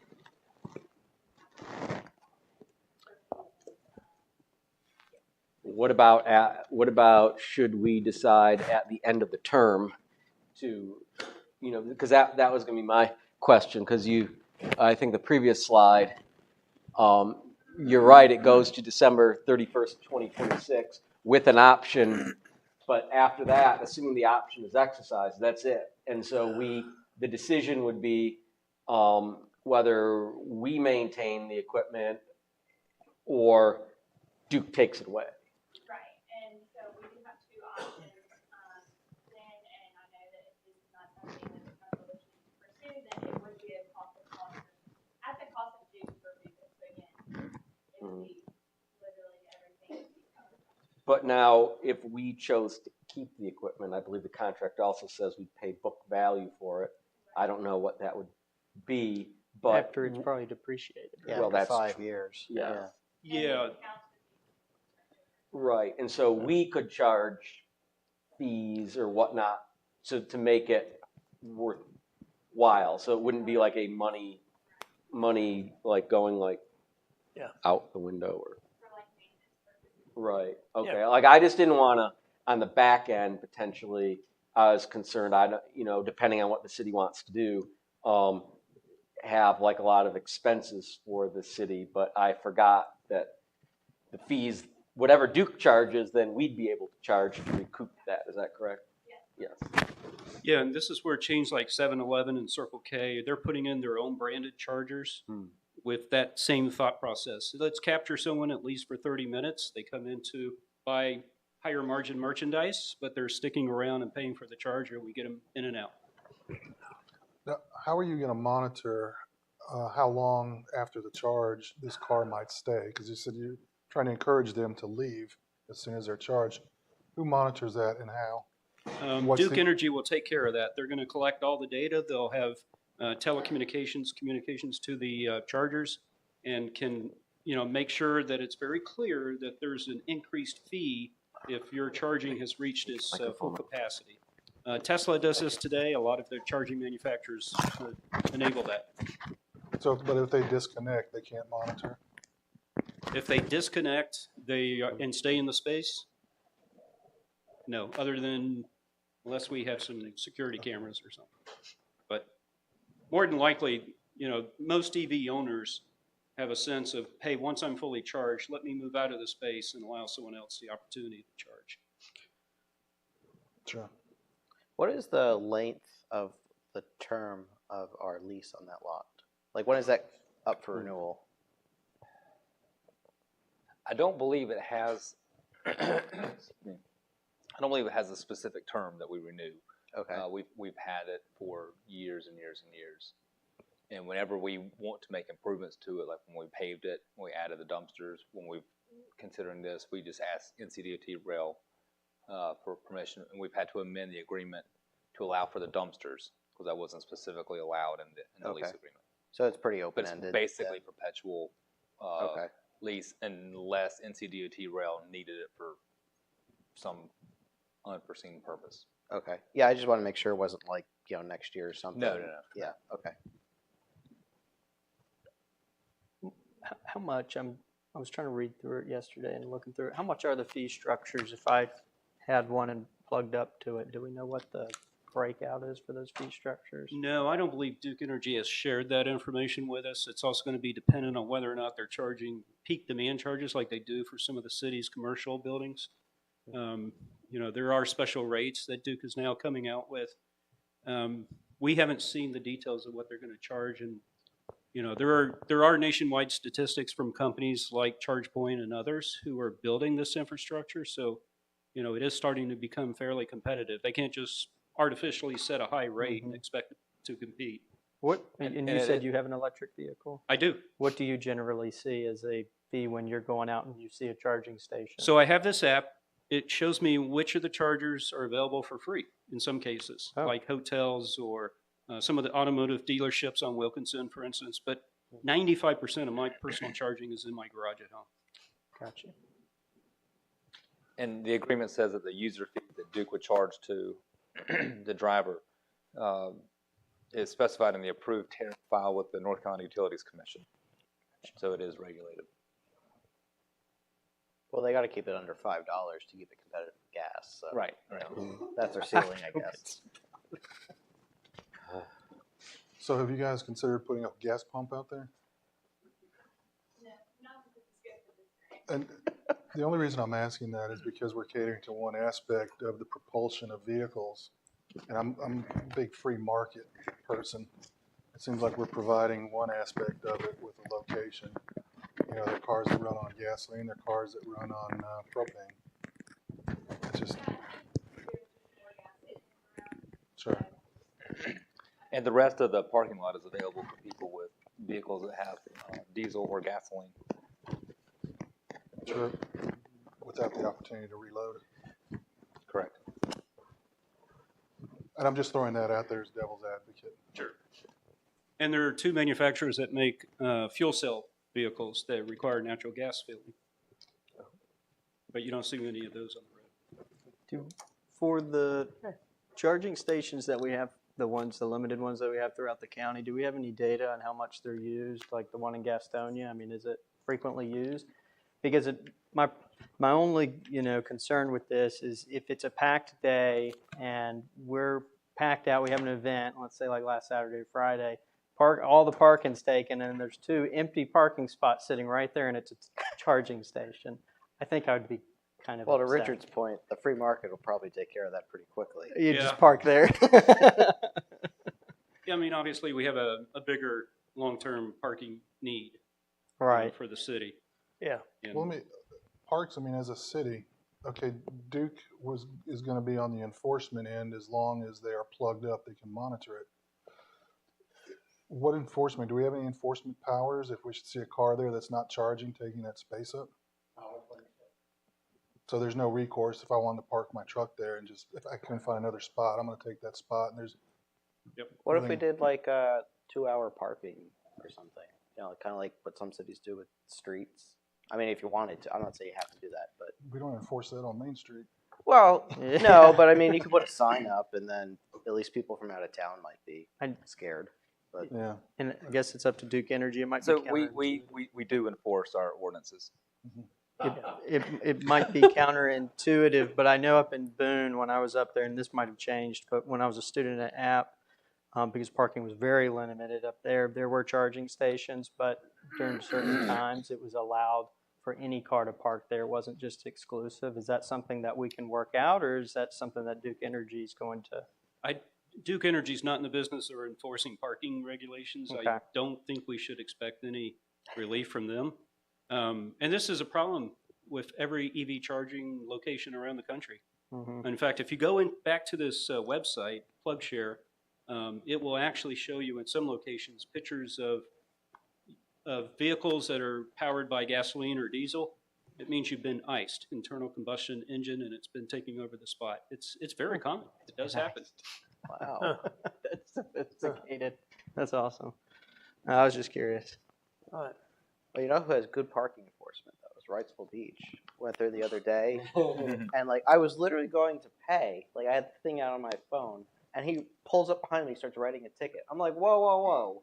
Like let's, let me pay before you, hit me with $100 fine. But Big source of revenue, probably. yeah, I know. I was like, man, those guys are good, but I don't know that we necessarily want that reputation. Parks, so. let me ask you a question, and this is just really technical, but I mean, as far as our lease with the railroad, do they view us as a tenant or a lessee?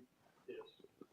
All right, then let me ask you, I mean, under authority, host represents and warrants that it is the owner or authorized manager of the proposed property. If in the verbiage in our lease, we are a tenant or lessee, is it inferred or supposed that we are also the owner or authorized manager of that property? Well, I saw operator, where you see. Under 11, authority, that would be on page 105.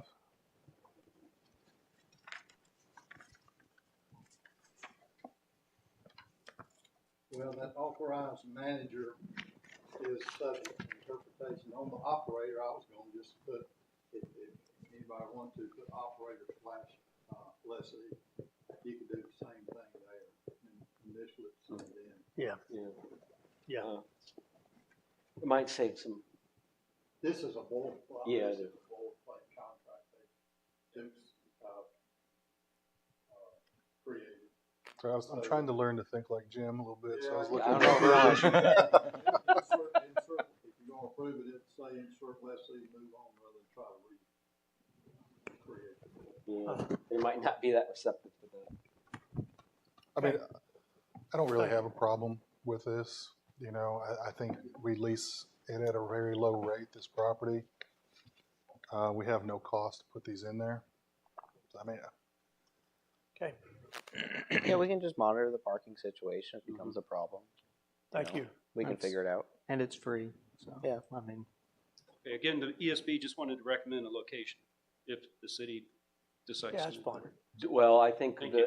the agenda item, and we appreciate the recommendation, because we did send it to you all. The agenda item, I believe, does ask us to approve this agreement. Is that correct? Correct. So I would make a motion to approve at the location recommended by the Environmental Sustainability Board, subject to adding lessee where appropriate in the proper provision. Yes. Second, all in favor, say aye. Aye. Okay, all opposed? No, nobody opposed, okay? Very good, thank you Thank guys. you. Appreciate that. Next item on the agenda is to consider the approval of a resolution accepting a proposal from the Jonas Group for a one-year lease of the property owned at 37 North Main Street. Thank you, Mayor. I'll present this one. This is a follow-up from item that came with the same item that came to you at the April meeting. And as you recall, we have a one-year lease agreement with the Jonas Group for office space in the old building behind City Hall that was formerly occupied by the planning department and the city engineer. And that lease agreement has expired, so we need to have another one-year lease agreement. The Jonas Group desires to continue to operate out of there. The discussion last month was about the rental rate, which is $1,500 a month, which comes down to $16.13 per square foot. And Councilman Seelinger asked to get some more information about what are sort of what's the going rate for space downtown. And what we have found is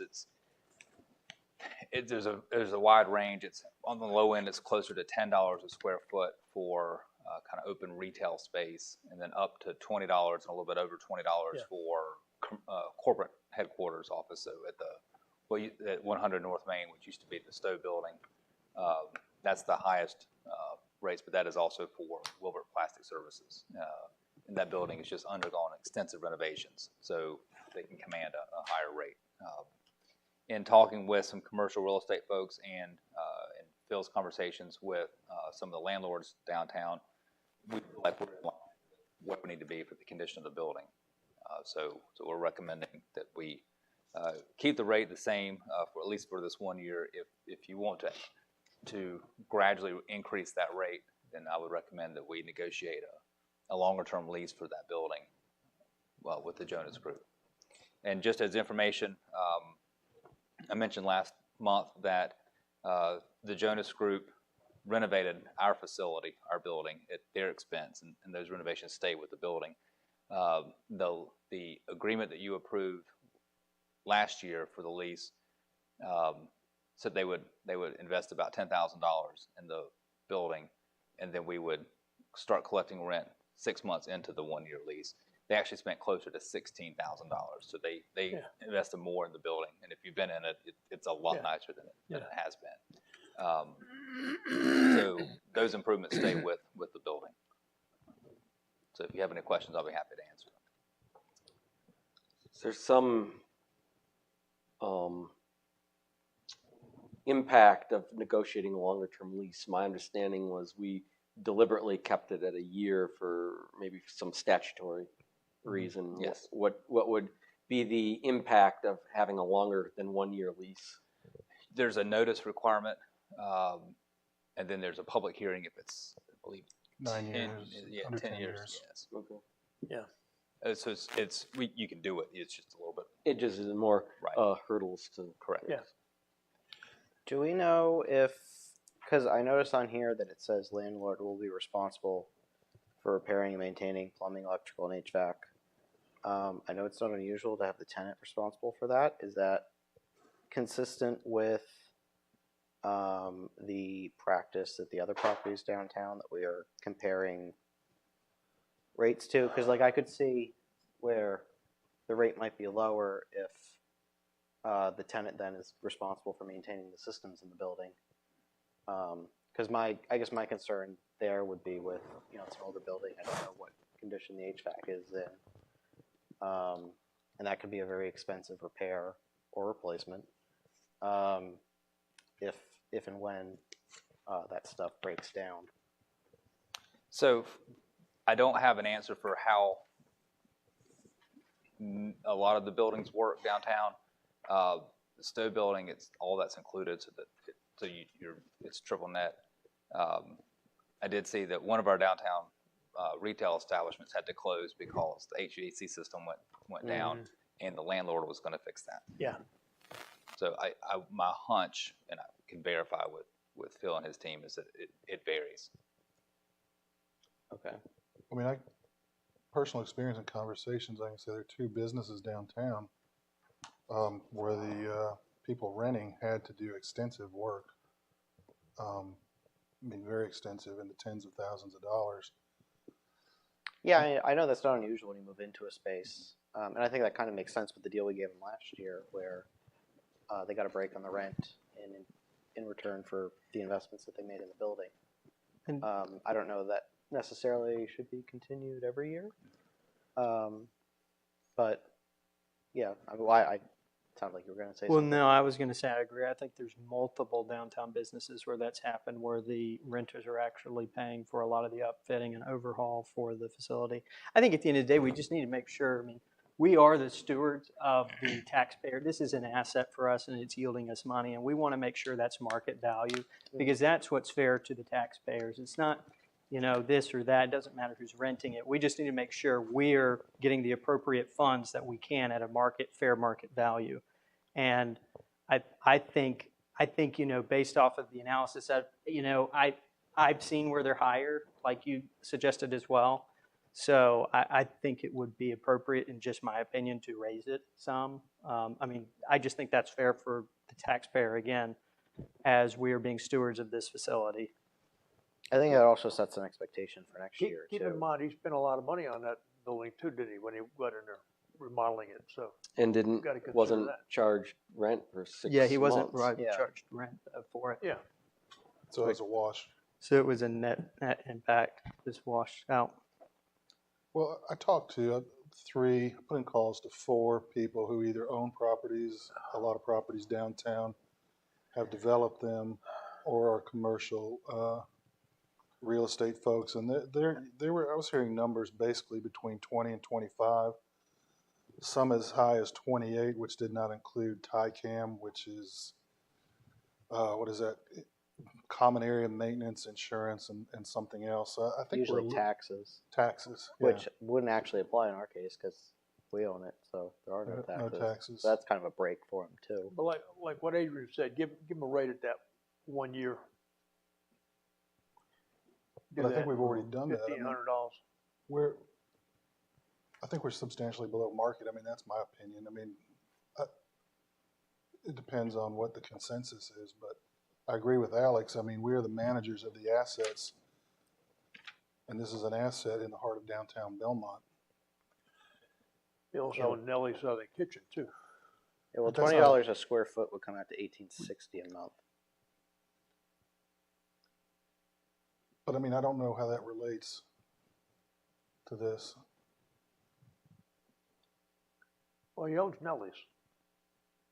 I know, but I'm Okay. saying I don't think it impacts these negotiations. Yeah.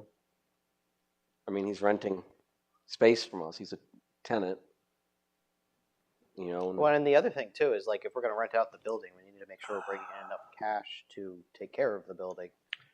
You know, in the event, especially if we're on the hook for replacing things like, I keep bringing up HVAC because I just bought Publix a $12,000 HVAC system, so it's a little raw right now, but like the HVAC. Yeah, I mean, that's another aspect of it too. All right.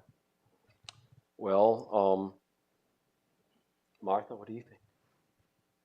If we're looking at market value, would you say it's a difference about $200 a month? Yeah, $20 a square foot came out to $18.60 a month. I think $20 sounds fair to me. I'd be comfortable with that. I would too. That's fine. Is that $20 a square foot, and then we still assume all liability for systems? I would think you would in this situation. If you're looking at the stove building and that kind of stuff, right, if you're giving them new stuff, we're not giving new stuff. So I think that part we still need to be responsible for. Well, I mean, I think $20 is reasonable now, but I would keep an eye on it and make sure that we stay with the market. Yeah, well, if we did a long-term lease, we could build in Yeah. escalations every Yeah. year. Well, here's what I would say to a long-term lease. I would not be in favor of it. If we renovate City Hall, we may need that space for one of those departments, whether it be Main Street, Montcross, or both. So I wouldn't want to commit it to a long-term lease. Well, then good news, because we'll be able to keep an eye on it because it'll come back to us every year. Yeah, I mean, you can Well, that's just what I'm saying. renew it I wanna every go year to- too. I'd rather stay with the 1-year renewable. With the expectation that the lease rate would continue to increase each year. Yeah. I want to be transparent with them.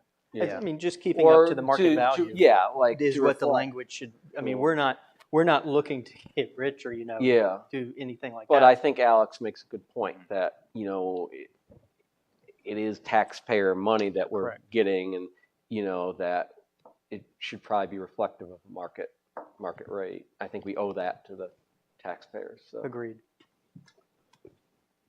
All right. So then the motion would be to approve another 1-year, 12-month lease, but at a rent of 1860. $18.60 a month. I thought Martha was looking for 20. Yeah, that's gonna be $1,860. It's Oh, $20 okay. a square foot annualized. Which is $20, and then in terms of like what we're responsible for, that doesn't change. That's consistent with what's in there now. All right, then that's my motion. All in favor, say aye. Aye. All opposed? None. Okay.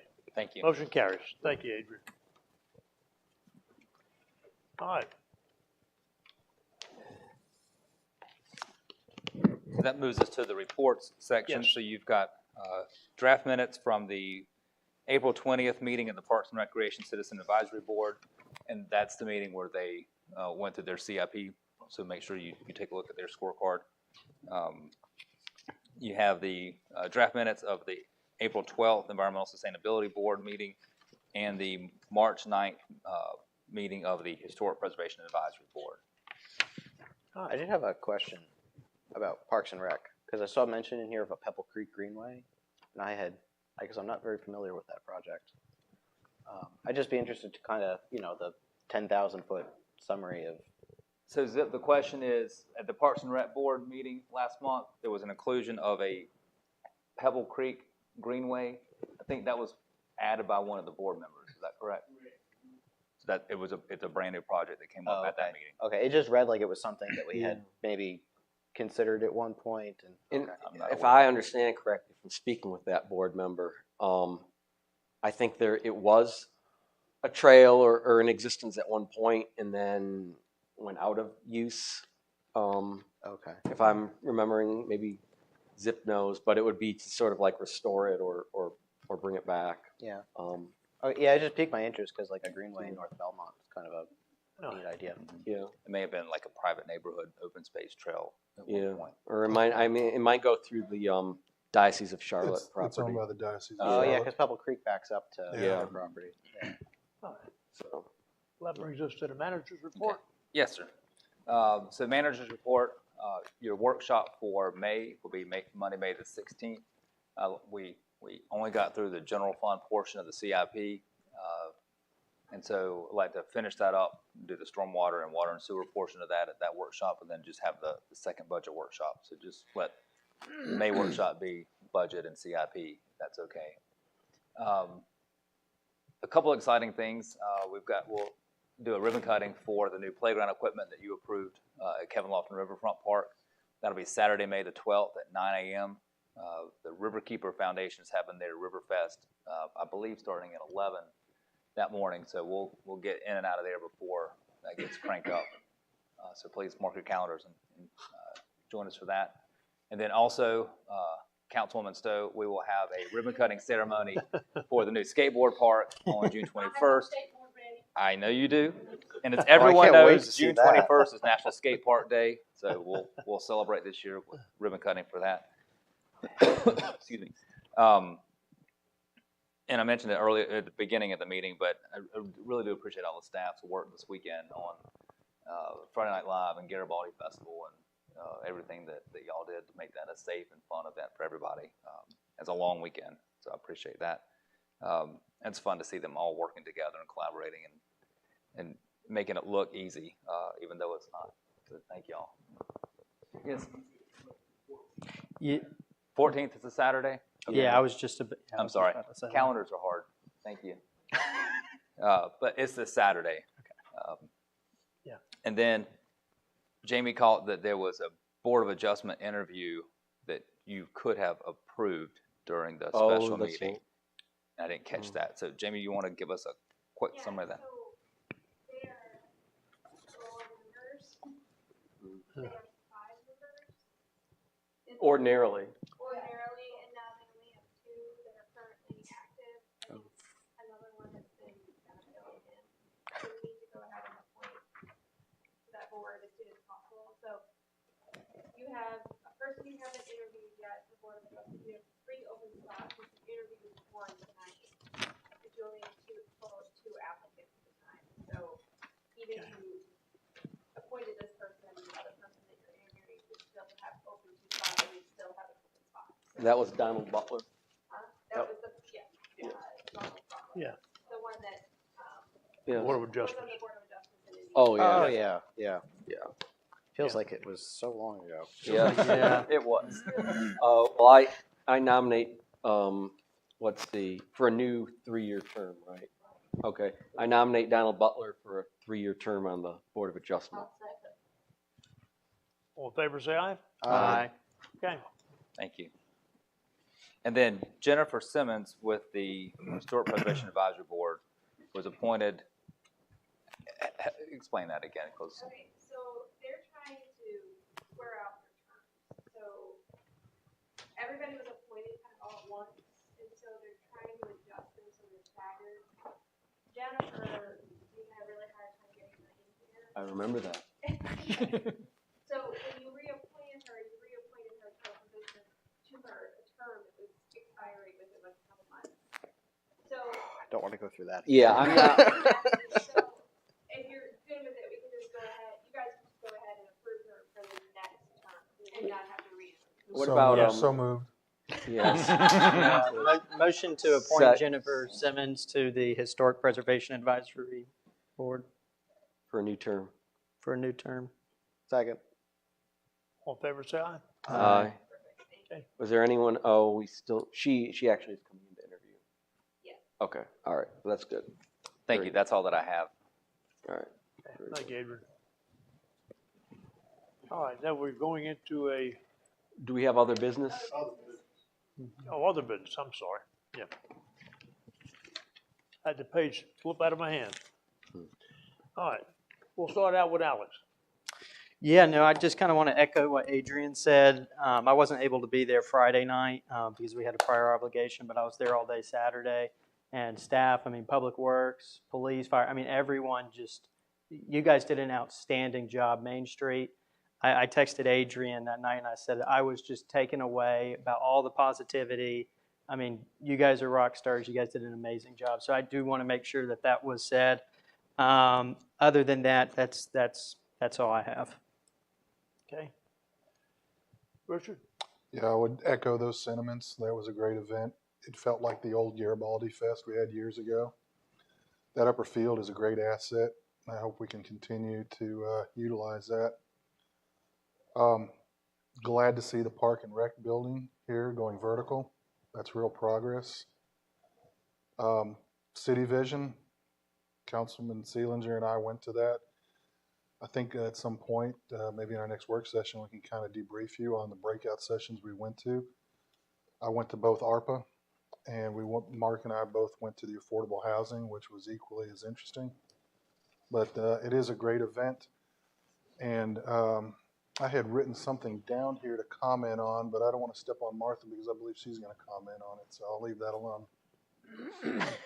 Jim?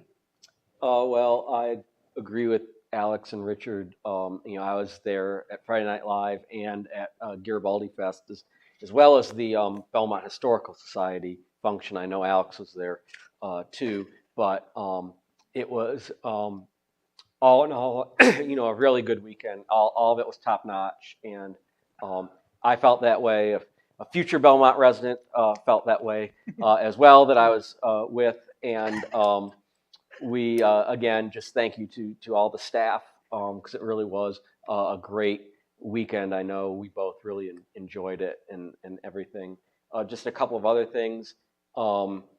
We have talked about this before, and I saw it in Adrian's update, I think this past week, about liaisons from council to Parks and Rec. And I know Alex had mentioned, or it had been talked about Alex being a liaison to environmental sustainability. So, that should be on our radar because it's been brought up several times, and I think we're all amenable to that. However we need to do to bring it to. You can just appoint someone. I mean, if Alex wants to do it, we can just go ahead and do it All right. now. All right. I mean, Richard being the liaison to Parks and Rec and Alex being the liaison to environmental sustainability? Is that Is that okay with everybody? fine? All right. Look at us getting stuff done. So it has been spoken, so let it should be done. Government at work. The only other thing I have heard, even while we were sitting here today from someone, we might want to take a look at the parking lot by the vet hospital and the railroad, I know we're not interested in paving it anytime soon based on our CIP priorities, but it does need some maintenance. I have heard that there are potholes and the like there. So whatever we can do to maybe get it in a little better shape and fix those potholes, whether that's our responsibility or Norfolk Southern's, but it has been brought to my attention. Pretty sure it's us. All right. Well, you all had a lot of fun this weekend. I was in the hospital. And at church. And at church. I came to church after got out of the hospital, yeah. Yeah. But anyway, I missed all the fun. So, Martha? Friday night was wonderful. I watched from afar because I'm not quite as mobile, but it was great to see all that. So I will confirm what you guys were saying. I think probably Rich was referring to the Smith Farms property project.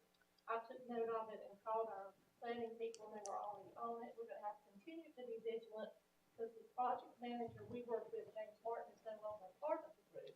And so they thought that they were going to do the intersection improvements or to put the intersection together in the second or third phase. So Shelley informed them they will not be pulling permits. So I was very displeased. And in fact, if you go, you see the trees are still down in that area. It's a staging area. They have done nothing to indicate that they're going to do what we asked. So we're going to have to continue to have our staff to work with them and stay on it because I was not happy. Yeah. The other two other things. One, we need to go ahead, I think, and look at hiring an arborist to evaluate all our park trees and city trees because we're damaging them with having cars going across places, having people, foot traffic, and that kind of thing. So I think we need to go ahead and look at that and think something in the near future, not far from now. And Adrian and I'm sure have both been contacted with regard to people not being able to get through parts of our sidewalks. So if we can have our staff evaluate where we can do something. Some places I know we can't, but we have people who are on mobilators and people with strollers, and they're having to go out in the street on part of our sidewalks. So whatever we can do, I think we need to work on that. So that's all. I'll just echo the comments about Garibaldi. I did miss Friday Night Live because I was busy dodging parking enforcement at Wrightsville Beach. But I did go to the Garibaldi Festival the next day. That was really cool. The art component was kind of neat. It was fun driving around town, seeing all the people painting and sketching and whatnot. And then I got to play the role. So that was, and seeing all the artwork was really cool. So that was fun. Also, there's no particular order to these. I would really like to find a way to get out of doing the special use permit process. I have a feeling that sentiment is shared among others other than myself. But if there's any way to exercise that from our code completely, I would be fully on board with that. There are certainly a couple options. We could change how they're done. Could go through conditional zoning, or you could delegate that to the Board of Adjustment so that it's still a special use permit. It's quasi-judicial findings of fact, but the Board of Adjustment handles that because quasi-judicial. Okay, hearings. yeah, either one of those processes I would be open to. I second that. Is there a preference? Because they would both require text amendments, so I mean it's not something we do right away, but we could, it would be a priority. Well, what would be the recourse from the Board of Adjustment? Would we have any oversight of it, or would it just go straight to the Superior Court? Have any, and in the past, council wanted to retain that function and control, and so if that were the case, you want to go the traditional zoning route, and let SUP and keep SUP approval like things pushed into a conditional. I mean, I think that might be the way to go because otherwise we don't get any. Yeah. Because you all might not. You know, there was a variance granted this past month. The minutes weren't in our packet, but you know there was a variance granted up on Roper Street. But that's the kind of thing, you know, we have no insight into that. And so if these are the kinds of things we want to at least keep tabs on, I think subtracting from what's considered a special use permit is probably the way to go, as opposed to just devolving it on the Board of Adjustment, because then we'd lose sight of it. Yeah, and I have a feeling, most people are probably going to come to us about it anyway. Yeah. So it is probably good to go the conditional route. versus the BOA. Yeah. Thank you for bringing that up. We will Agreed. be happy to look at the code. I to agree. do that, Okay. to save us all hours. Another thing is, I don't know what it would cost, but I really don't like these because I've had the batteries die on me, it tangled up. Like, if there's some way we could get like semi-permanent microphones, because I've also heard some complaints about it being difficult to hear people sometimes. So, like, since we're probably gonna be here until at least we get City Hall figured out, it might be good to have some sort of permanent AV solution figured out. On City Vision, I would just mention this because the session on affordable housing was really interesting. They did mention that there is more flexibility for local governments to use their own land for projects of this nature than most other situations. So one of the suggestions they had was to take an inventory of the land that you have and you're not currently using, and see like where it is, how big it is, because some of it's probably developable, some of it's probably not. So if it would be possible to put that together, that would be great. Yeah. Because that would give Certainly. us something Yeah. to work with. Like that, yeah, like the Deaton Drive Yeah, stuff. We yeah. had, no idea. Yeah, and we've got apparently land all over the city that just, Yeah. makes its way into our meetings every now and then. So it'd be good to kind of like know what we've got too. Yeah. Sure. So We can get that for you. Mayor, I was going to ask you a point of lenience. Can I make a comment attached to what Martha said? Sure. Martha's right about Smith Farms. And if I remember our deliberations correctly, we did tell them that we would like this done sooner rather than later. The road realignment. The road. And more or less, I think that was a gentleman's agreement or a handshake, but I think that we can't abide by that anymore. We're going to have to put a little more teeth in that and tell them this is something we want done up front. Because, this demonstrates, change in hands, whatever. I mean, that nobody knows what's going on. So, verbal commitment or handshake is not what it used to be. I think we've got to really tack them down if possible and tell them this is a priority. You've got to do this first within the first phase. And we do have documentation for it, so but we probably do need to firm it up for any future situations. we could attach this as a condition, right? Yeah. Like you got to do this first kind of thing. Yeah. But now we've got to go into closed session pretty soon, so somebody want to make. And Mayor, the gentleman that was gonna be our consultant, is in a trial out of town and he can't be. Can't be here. Okay, so we don't have to go to closed So you're session. gonna send Okay, us very home, that's all right. Oh. I thought you were going to say, he had other things to do and we I'll took make too a long. motion we adjourn. Second. good. Motion second, all in favor, say aye. Aye. Very good. thank you.